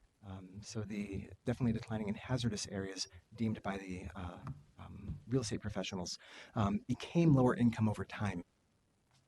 We can also see how that was true for higher income areas and show how the green zone, the best from the perspective of mortgage insurers, became much more likely to be high income areas over time, especially since 1980. So the lesson that comes out of this is that these maps didn't just reinforce existing inequalities, they actually exacerbated them. And this had consequences for places. We've overlaid here it's a bit difficult to see on this map, but the areas of concentrated poverty outlined in pink, and the higher income areas outlined in blue, and with probably 7 or 8 different colors on the map. I'm sorry, it kind of gets all blurry, but there's a definite pattern here where, the red and yellow areas tend to be lower income, green areas tend to be higher income. It also had consequences for the households who lived in these areas and their ability to access credit. So we can look at the total home value per household, sort of the housing equivalent of per capita income. And we can look at, in today's dollars, in 2017 dollars, at the total home value per household for white households, that top dot in black, around $50,000 in 1930, and as well as for black households in orange at around $20,000, and so on. And so I know that these dots get very close together, but the trend, I think, that emerges here is the one to pay attention to, which is that the home value per household for white households, and to some extent Asian households, has risen dramatically over time. But the real contrast there is for black households, the orange line, which has basically been locked in place since 1960. So again, I don't want to argue that this is a complete accounting of the wealth gap. It's not. We know that's very large as well, but it at least gives us a sense of the effects of these policies over time. And so the story there that comes out of that is that concentrated poverty isn't just the result of natural market forces. It came from the federal government policy and the real estate actors who shaped that market. And so we can at least tie this to a much longer running history. But in doing that, I really don't want to leave anyone with the impression that our current problems are just the result of those ignorant white people in the 1930s and that we've got it all figured out now. I think, to the contrary, it calls on us to be even more careful about the lines we draw on maps because, as we've seen, it can have real consequences decades later. And as another jumping off point, we looked at what other regions are doing. Looking first at large metropolitan areas that also completed fair housing and equity assessments. And from the perspective of concentrated poverty, only one other region, northern New Jersey, committed to continue updating these ACPs as newer data became available. And as far as we can tell, we're the only ones who have actually done that or made it public on the internet. And then finally, looking at regional indicators in these metros, only St. Louis, in addition to us, has included a measure of concentrated poverty in its regional indicators. And in putting this out, I'm not claiming that we are better or worse than these other metros, just making an observation that we are pretty unique. We also looked at the 11 peer regions that Greater MSP has identified as our peer regions, and looking at government, academic, nonprofit, data resources, and publications. And we found only one region that kind of pulled out specific neighborhoods for an equity focus. And again, to say that we are ahead of the curve or behind the curve, just kind of an exception among these peer regions.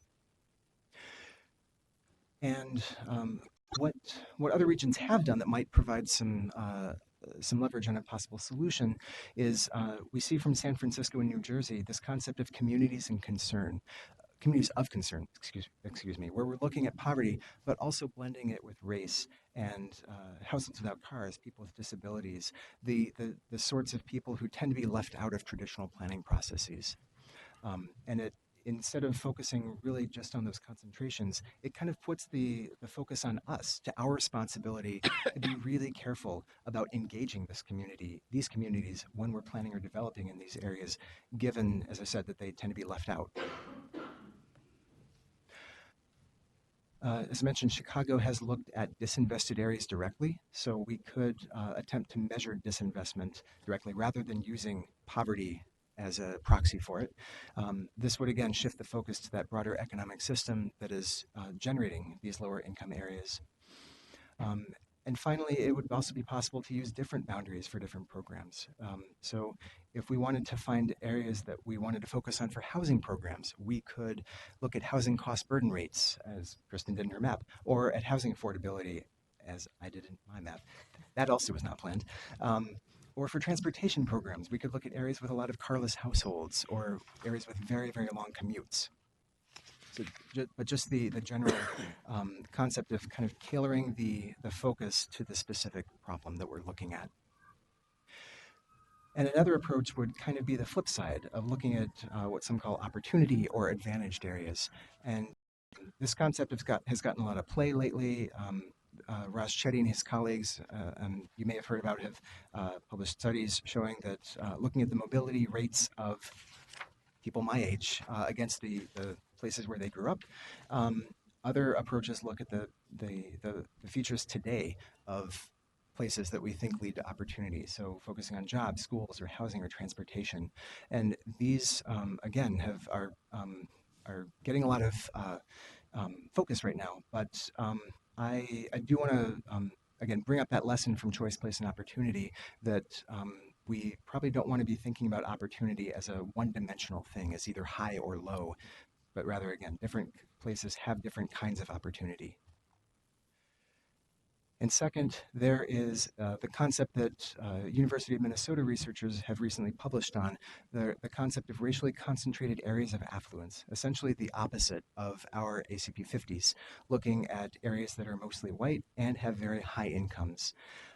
And again, this shifts the focus to kind of a more balanced approach, maybe, of not looking only at areas with a lot of people of color and areas with high poverty rates, but also reminding us that neighborhood effects aren't just about low incomes. They're also about high incomes and the concentration of advantage and the effects that can have on your educational attainment, on your attitudes when you grow up, and so on. And then finally, other organizations, typically national organizations like Brookings and PolicyLink, have kind of highlighted region-level measures of economic segregation, but not really pulling out specific areas for focus. They may do that along the way, identify high-poverty neighborhoods, but that's only a step on the way to that region-level measure, not a separate product in itself. And this is also the approach that our regional indicators currently take.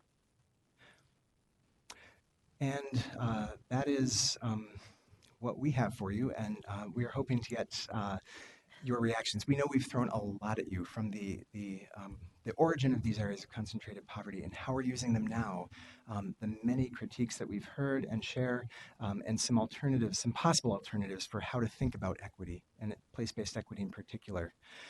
As Kristen mentioned, we are hoping to get some guidance on whether we should continue our current analysis, perhaps in a better framing, better terminology, and so on, or whether we should be focusing our efforts elsewhere when we're looking at equity. And so it kind of provides some structure because it's a huge question. There are some options here. Should we consider what we're doing? We could, yes, either revise them or we could replace them with something different. And I'm wondering whether it might be worth getting a quick temperature check just for gut reactions before discussion happens. Madam Chair, would it be appropriate to ask for a show of hands? Sure, please. So just a quick show of hands for how many people would prefer to continue looking at ACPs, but in a better way.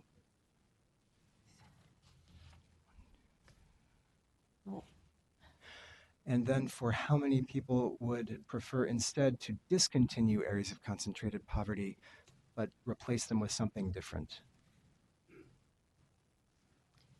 Madam Chair. So I just am not even sure. I mean, I can go along with everybody else. I guess I'm absorbing a lot, and I'm not a researcher. I'm a policymaker. So I don't want to start committing to things until I still peel back. I'm just going to say that for myself, because I'm just learning, and so there's decades of history in all of this, and I want to make sure that before we start raising hands and setting a tone in the rest of what we say, I'm just more of a caution as we the policymakers go. That's all I'm saying for me. Thank you. Point well taken. We're going to start over here. We've already got a list going. Oh, okay. Councilmember Chambliss. Thank you, Madam Chair. First of all, I want to just that I really, from the time that I've been engaged with the Met Council, even before I was on the Met Council, I've always appreciated the in-depth work that the Met Council has done for looking at equity and choice and opportunity. We could have a day-long workshop to discuss and absorb and reflect on what was presented today. And so I appreciate the opportunity that this is a start. And regarding the question of the yes or the no as far as revise and replace, when I raised my hand, I said yes to continuous improvement. I also want to state that, and I want to try to keep this as brief as possible, which is very, very difficult, but before I would recommend that when we start to talk about equity and it's repeated, more than 5 times or 8 times or 10 times, we have a definition, or at least have multiple definitions at the beginning, so that we can discuss what that means before we start making decisions or formulating opinions. Also, and in alignment with that, there is a difference between equity and inequity. I would say that equity related to disparities is probably the why and the what for what we're focusing on. Also, there's a difference between inequity and inequality. And having that defined as we're discussing and researching, I think is very important. And I know this is not the first time that that's been discussed. When we talk about engaging our stakeholders, I've heard that we do need to look at the history as well as the story, talking to our elders about what was important for them in the past and what's important for them in the future, so that we have that perspective. It's crucially important. And also talking about what's working right now in those areas of ACAPS, for example, where we have areas of high immigrant businesses, what can we learn from that? And why are we not having that same amount of success for other ACAPS stakeholders, such as African Americans, who may have owned businesses at some point in history, but are not owning businesses at the same rate today. So those are the key things that I wanted to say, and also that some of the oppression that is creating the inequities. We talked about the redlining and the steering that occurred in the 30s. It might be a different name, but it's still happening.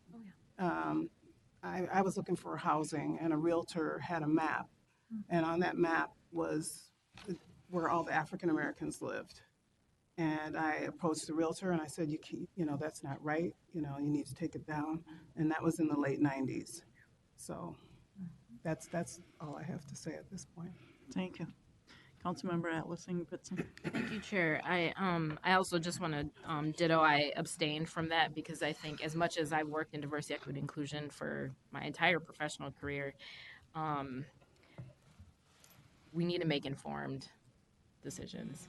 And I know that even though it's an informal and gut check, I think it's important as a society we pause and acknowledge when we don't have the information we need to give an opinion. We're really quick to give opinions. So let me give some. Just kidding. I actually have some clarifying. I'm making jokes.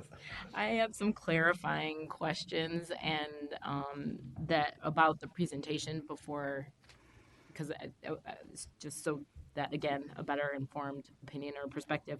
On slides 11 and 14 in the maps there were some gray areas, but the legend didn't include gray areas. I'm assuming, I think I know what that is, but I'm just want to confirm those gray areas.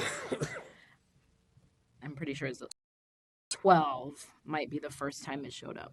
I might have had that wrong. I think it's 12, slide 12 and oh nope, oh it's different. 14, sorry, my bad. 11 and 14 is right. That's the airport. So they're just, and they're the two airports. Yeah. Is where that was. Just wanted to confirm that. Also wanted to confirm on slide 4, it refers to Nalima, I believe. I just want to acknowledge, and I think it's important to acknowledge this, that Nalima is the co-chair. Yeah. I think that's important to acknowledge of our Equity Advisory Committee. I know you shared that verbally, but I think that these slides are public slides, and oftentimes people will make critique about what does the EAC do? And so I think it's important to illustrate when you articulated how valuable they were, or that you had conversations and received value. So I think it's important for us to hear the value of that and when that is helpful. So I think that would just be nice to share her title, include that in there. So maybe that's a point of clarification. One of my last point of kind of clarification, and I guess I'm kind of seeking if my thinking about this is right, and sharing the maps that were generated by the realtor group, it was surprising that that is the map that this started with for me because of the mapping prejudice project at the University of Minnesota, which showed the restrictive covenants and deeds starting in 1910. And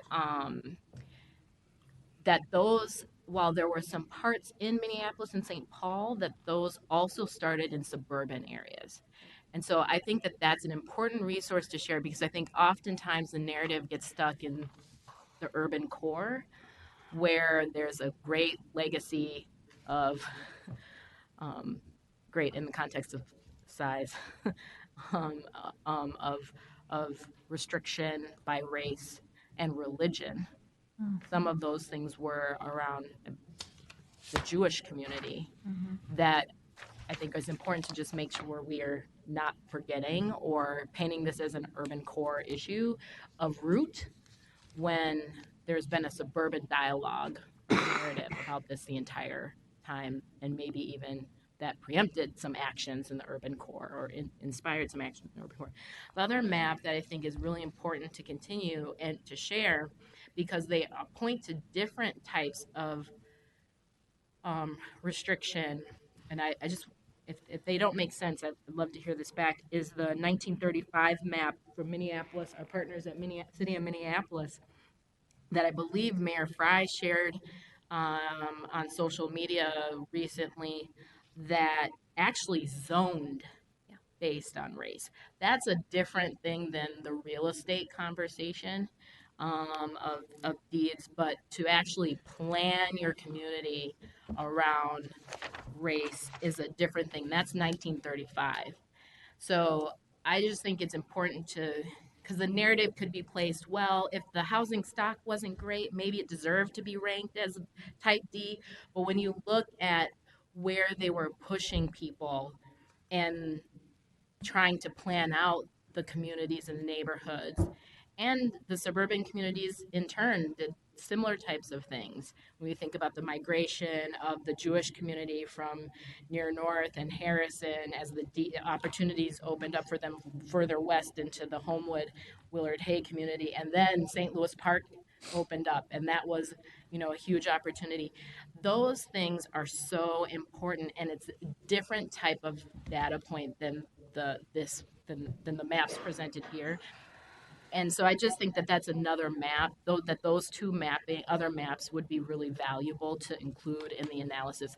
If that sounds off, I'm happy to hear that that sounds off, but I'd like to hear if that sounds off, and if so, why, maybe. Madam Chair, Councilmember Atlas Ingebretson, I believe those two maps are included in the Choice, Place, and Opportunity report.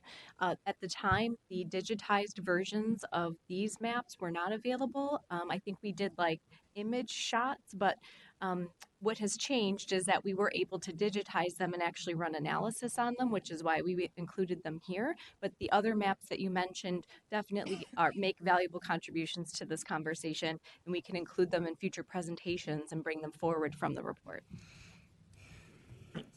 Madam Chair, could I also Yes, please. reply? Councilmember Atlas Ingebretson, I think I appreciate your reminder that that we need to emphasize that this is only one piece of a much larger puzzle, and that there were things going on before this as well. One piece of information that you might find interesting is that we have also been wondering, like, were there pre-existing differences across these areas that created both the ratings and the different trajectories that they took later? And recently, some researchers at I think the Federal Reserve Bank of Chicago came out with a paper showing that these actually did have a causal influence on home values in the future. But I think, again, we will try to find a way to broaden this story because, as you pointed out, it doesn't really give us any purchase on what happened in the suburbs. So thank you for that. Member Atlas Ingebretson. Thank you. Just a real quick, I think that sounds great, and I think it's really impactful. There's one other study I thought of that might be of interest, and the IFF.org is the website. I'm not sure if or what, but they were commissioned by MN Comeback locally to do a study on the opportunity gap defined. What they found as a kind of happy, unhappy accident is a unique type of current segregation. And they looked at a couple of different interesting layers in that. And so that might be a really interesting, the study's called the Opportunity Gap Defined, and it's IFF.org. They're an investment advisory financial institution that does research and evaluation. I believe in DC is where they're housed out of. But that, I think, is an interesting data point that might be helpful. Thank you. Councilmember Vento. I'll pass, thank you. Councilmember Ferguson.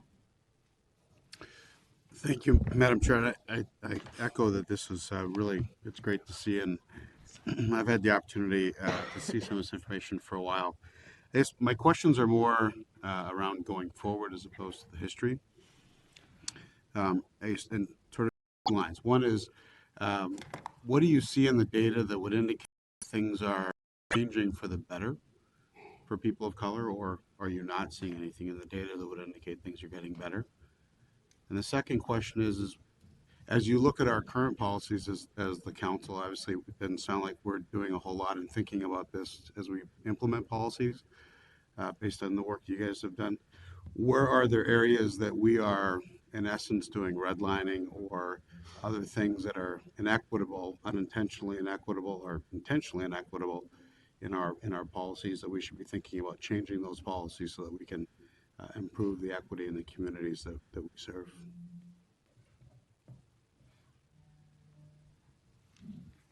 Did you care to comment now, or do you want to get back to us on that? Madam Chair, Councilmember Ferguson, thank you for the questions, which were ones that the previous council members spent a lot of time discussing, as well as I think Councilmember Barber and Councilmember Wolf can attest. If you are looking primarily at whether conditions are getting better for people of color as individuals or as households, we have a dashboard online that we can send a link around to that shows the trajectory of different racial and ethnic groups over time. And I think there was a story in the Star Tribune today about how the homeownership rates for people of color in our region continue to decline. If you were wondering about whether the places we've been talking about, areas of concentrated poverty, whether there's any trajectory there, the Census Bureau data that we have available makes it kind of difficult to to see any change that we would call really noteworthy. Just things, but in previous presentations we flagged certain areas as this really seems to have been changing, but we need to dig deeper to figure out why. So we can send those links around too. And then just to follow on the policy, as you guys have talked with people, anything of note that we should be thinking about as a council and thinking about changing that would make a difference in these communities, or in thinking about equity and poverty?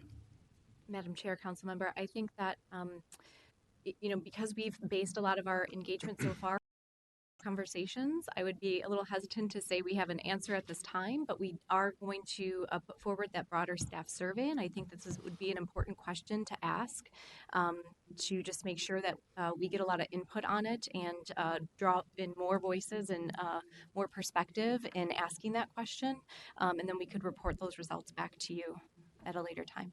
Thank you. Thank you. Councilmember Lee. Well, thank you, Madam Chair. I just want to say, at my day job at Nexus, place-based equity work is kind of what we live and breathe. And Nexus was founded 15 years ago to address economic issues in communities of color, where two communities where the white flight to the suburb created disinvestment, and at the same time, a flooding of new immigrants, like the east side of St. Paul and South Minneapolis. And so it was formed to address economic, community development and economic development issues in those two neighborhoods. And so I really appreciate the direction of you looking at place-based equity. If anyone remembers from earlier this spring, Robert Smith, one of the richest Black Americans, he was a guest speaker at graduation at one of the HBCUs, and at the end of his speech, he surprised all of the graduates by saying that he made a donation to pay for all their tuition. You might just think that he was, a rich guy throwing his weight around, but his story is that in the 1920s, there was a neighborhood in Tulsa that was so rich and Black that they called Black Wall Street, until one day white rioters ran them out of town and burned down the neighborhood. His ancestors fled to the north and told him and his father that we should never return to the South. And so he's, one of the richest men in the country. And so for him, that was his own personal reparation to his community and his people. And my point is, when you look at areas of poverty, you should also look at areas of wealth, and sometimes the script is flipped too. But thank you. Thank you. Councilmember Lilligren. Oh, thank you, Madam Chair. I'm just going to go kind of rapid fire here in the interest of time. First, I just want to disclose that the organization I work for, Native American Community Development Institute, is a member of the Equity in Place Coalition. Also, when I raised my hand about continuing to look at ACAPS, it was to look at ACAPS as one tool, and now we're developing some longitudinal data on that can be very useful. But I do agree it's a deficit-based framework, and an asset-based framework I think would be more successful. And to support Councilmember Lee and your suggestions about looking at areas of concentrated wealth and other attributes and what contributes to those attributes. Another thing that I think would be very interesting would be, as we consider regional investments, the impacts of public investments on communities. And being a Phillips person for 36 years, I often point out that the boundaries of Phillips are 35, 94, and Hiawatha that were put in to deliberately contain certain urban hills. And so North Minneapolis, Minneapolis isn't the only U.S. city that's locked itself in and can't grow because they were barricading themselves essentially. So the impacts of those investments. And the other thing, just really lift up what Councilmember Chambliss said about looking into our elders and even elders beyond, and the generations that we know, elders practices before they came here. We often say before European contact, the unemployment rate in the Native community was 0. And so what are practices that are emerging from communities that are looking backward to build on tradition, history, culture, and to build a sort of a community-defined economic development? Thank you.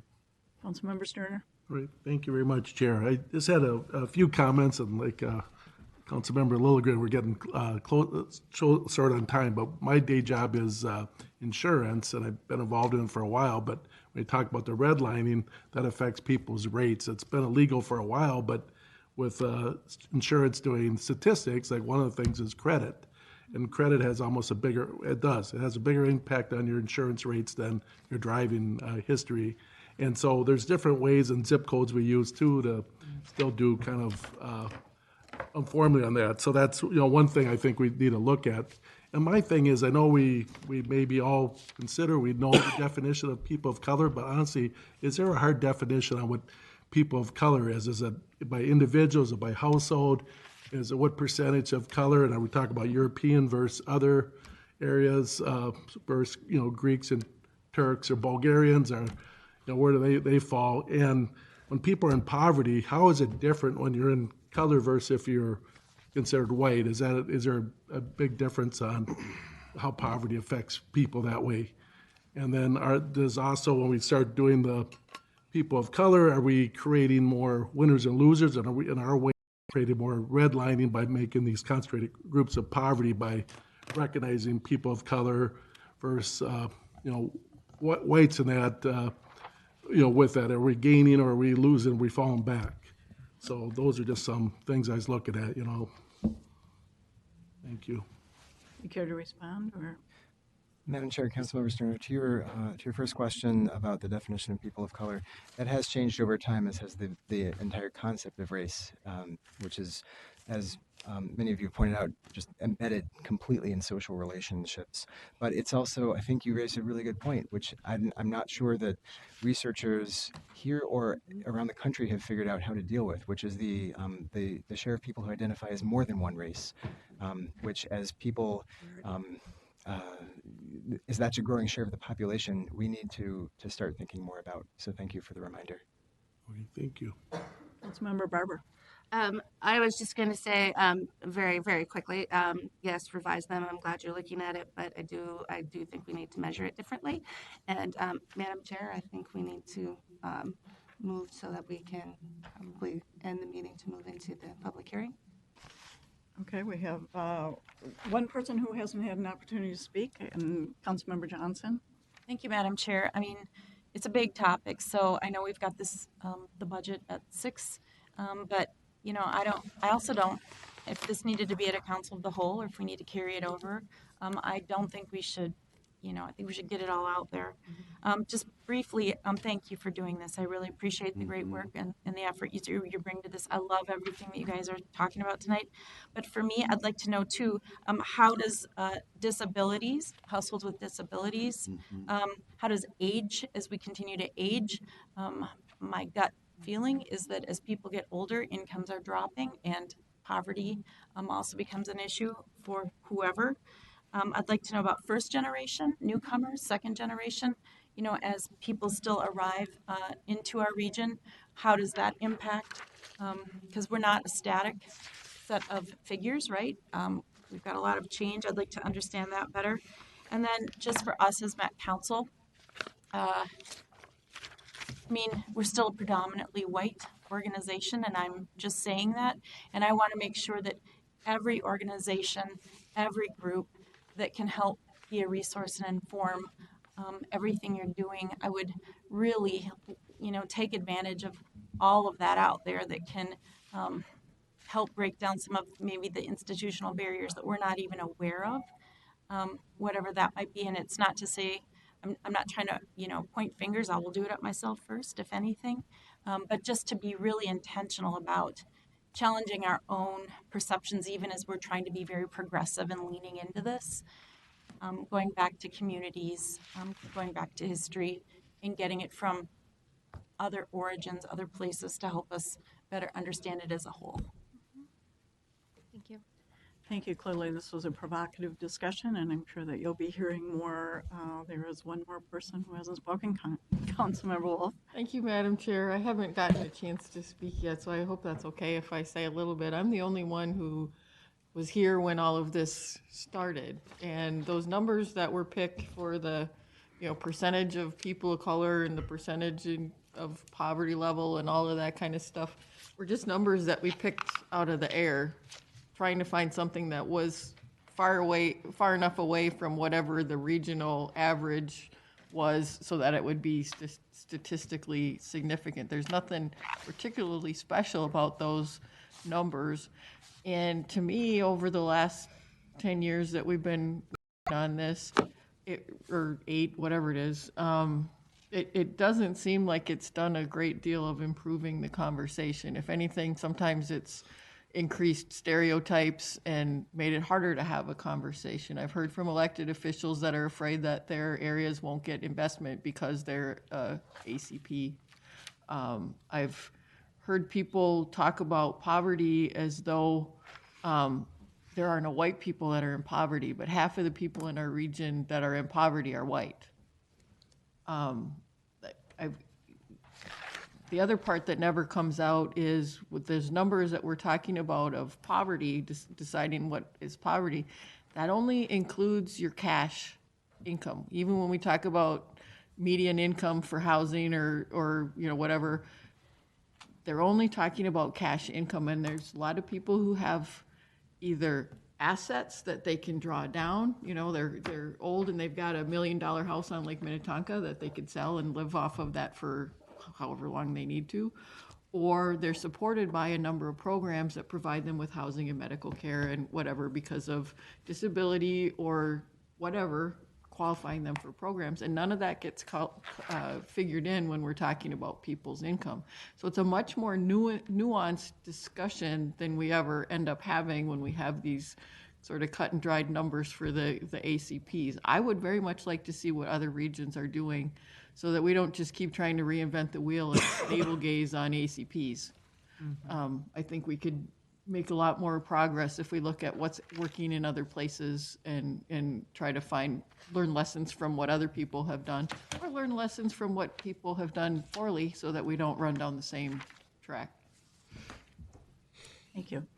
I think we're at a point where most everyone has had an opportunity to speak at least one time. If we want to continue this discussion after we take the vote on the budget and levy, we can, or we can pick it up another time, or we can continue one-on-one and keep moving forward, or not one-on-one, but allow you to connect directly with our presenters. So, Councilmember Atlas Ingebrigtsen. Chair, I would move, I don't know the timing for the budget and where that might take us this evening, but I do think that we should have this conversation continue because there's a number of the questions that were discussion goals that weren't reached tonight.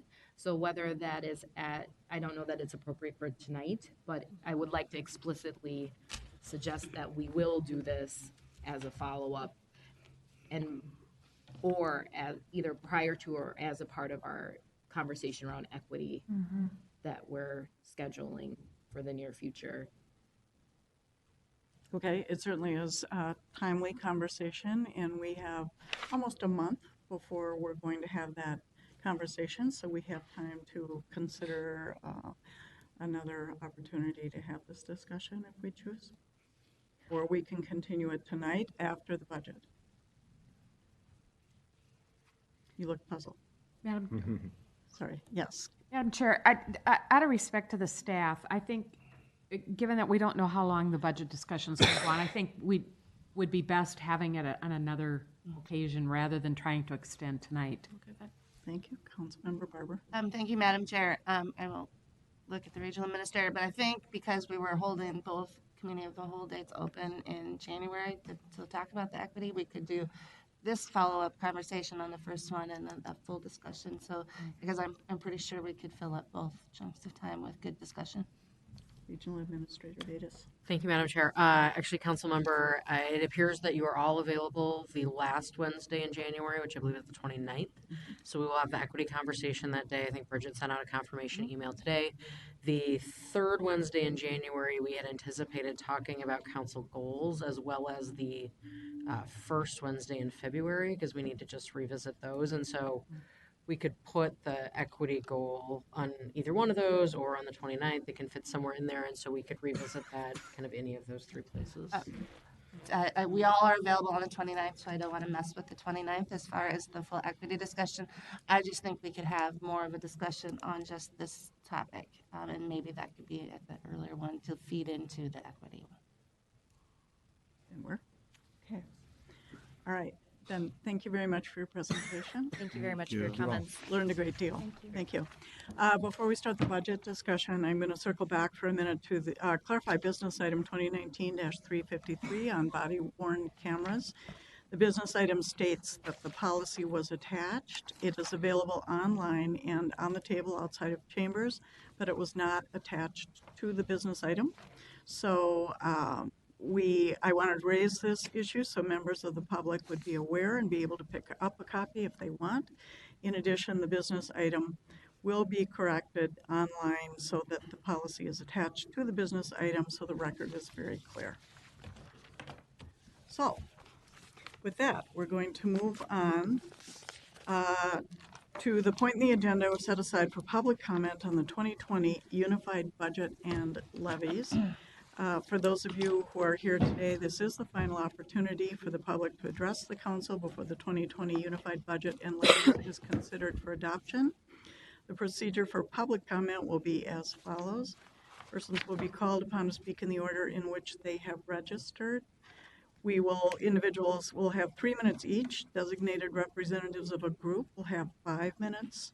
Once all speakers have presented, the speakers can request additional time to make further comment, and the chair shall have discretion in limiting or extending that testimony.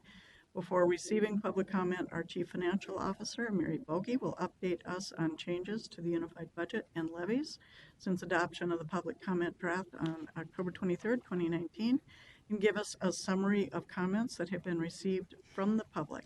So, Mary, thank you for being here. I will turn it over to you.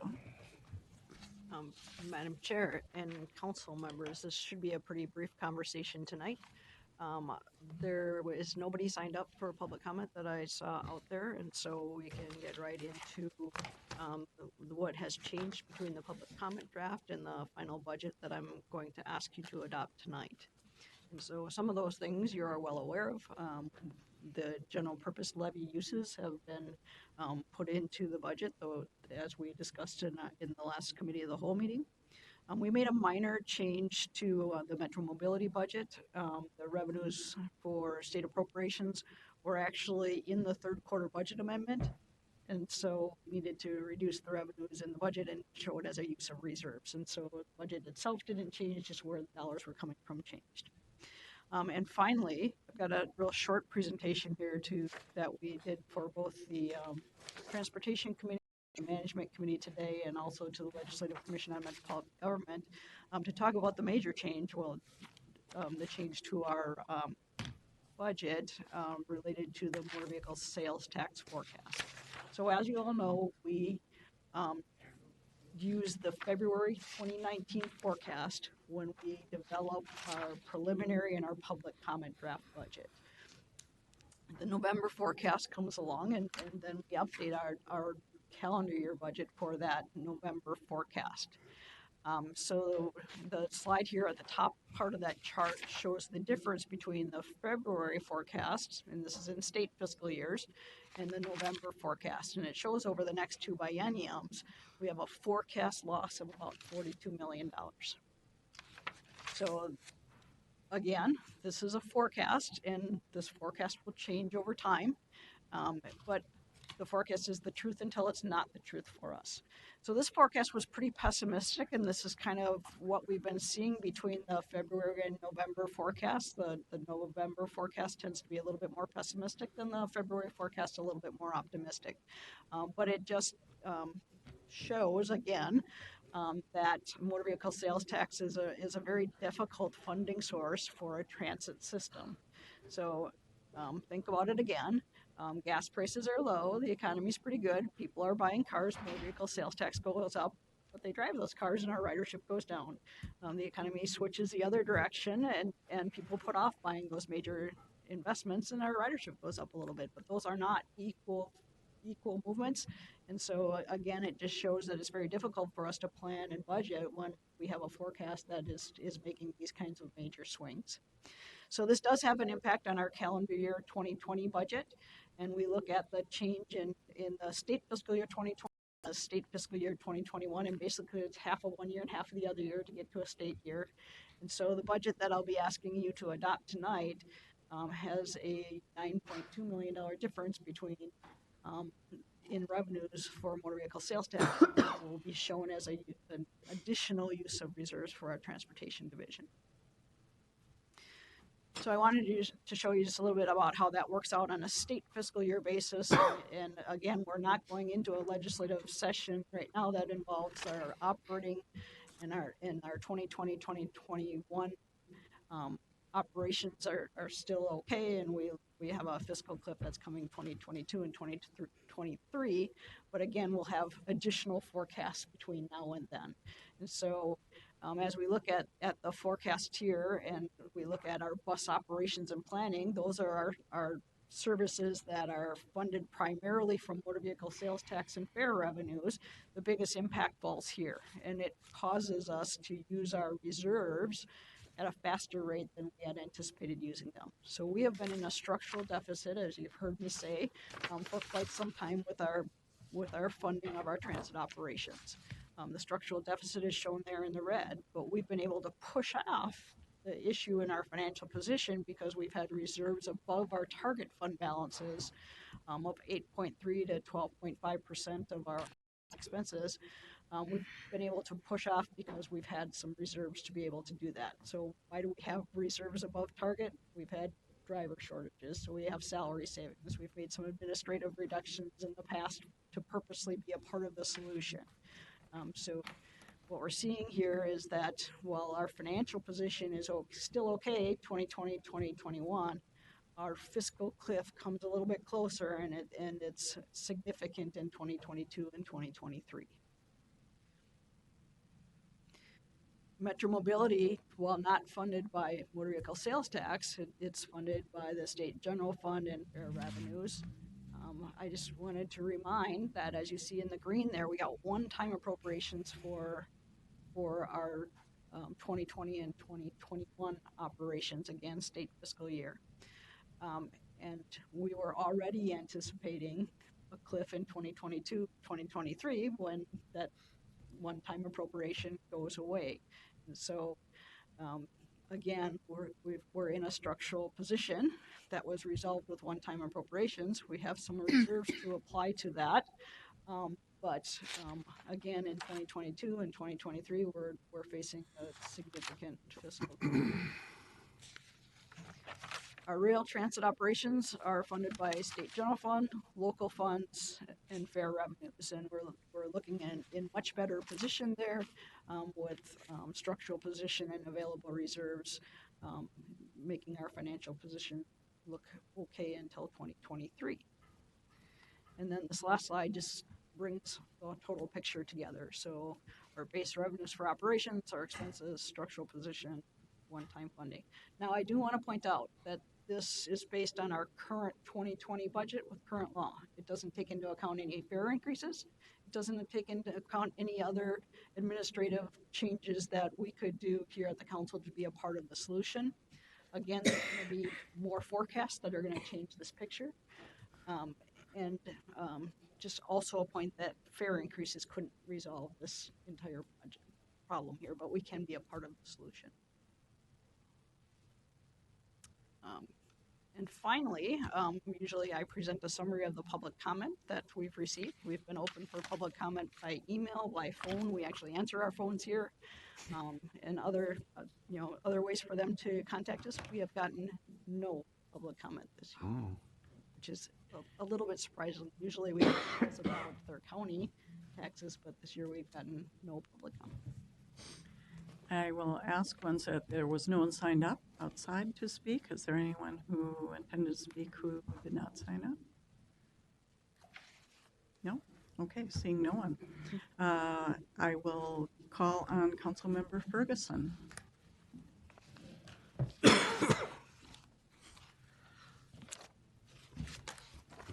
have it. Hold on. You're good. You can wing it. Or wing it. You can wing it. So we would like to, Madam Chair, I'd like to make a motion to, on business item 2019-333, to adopt the 2020 council budget and levies as amended by the previous presentation and in the tables attached to the business item. Okay, there's a motion. Is there a second? Second. Okay, is there any further discussion? Councilmember Johnson. Madam Chair, I'd just like to thank Mary and her team and everybody at the council. I know that this starts way early in the year as we start to formulate through goals and building of the budget. I know there is a lot of moving parts, but again, I'm just like a lot of you in my first year here, and have a lot of government experience, but I can tell you this, we have a great team, and with Mary's leadership and of certainly Meredith and others who are the guardians of this budget and our levies, in conjunction certainly with all of us, I have great confidence, and I'm very grateful for your leadership, especially when things, the parts do move, but we are forward-looking and we have safeguards in place, and I really appreciate that, so thank you. Any other discussion? Okay, with that, we'll take a vote. This is a roll call vote, so Liz, would you like to call the roll? Councilmember Johnson? Aye. Councilmember Chambliss? Aye. Councilmember Ferguson? Aye. Councilmember Barber? Aye. Councilmember Atlas Ingebretson? Aye. Councilmember Lilligren? Aye. Councilmember Musse? Aye. Councilmember Zurin? Aye. Councilmember Lindstrom? Aye. Councilmember Vento? Aye. Councilmember Gonzalez? Councilmember Lee? Aye. Councilmember Fredson? Aye. Councilmember Sterner? Aye. Councilmember Wolf? Aye. Acting Chair Cummings? Aye. With that, the motion carries. So the budget is adopted for 2020. And again, thank you to the staff, especially to Mary for leading this. It's a very big project. Thank you. So quickly, we're running late. So do council members have any reports that they would like to share? We might hurt you if you try to make one. Pardon? Report. Yes, okay, yes.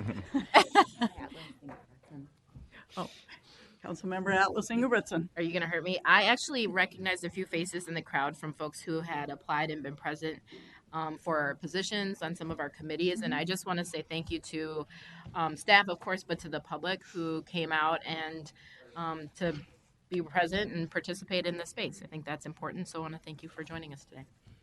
Okay. So we'll go to reports from the, sorry, Councilmember Fredson. Thank you, Chair. I just wanted to say this last week, we lost 3 of Minnesota's National Guard in a chopper crash near St. Cloud, and I think it would be appropriate for the council to take a moment to honor them. We will indeed. We'll have a moment of silence. Thank you.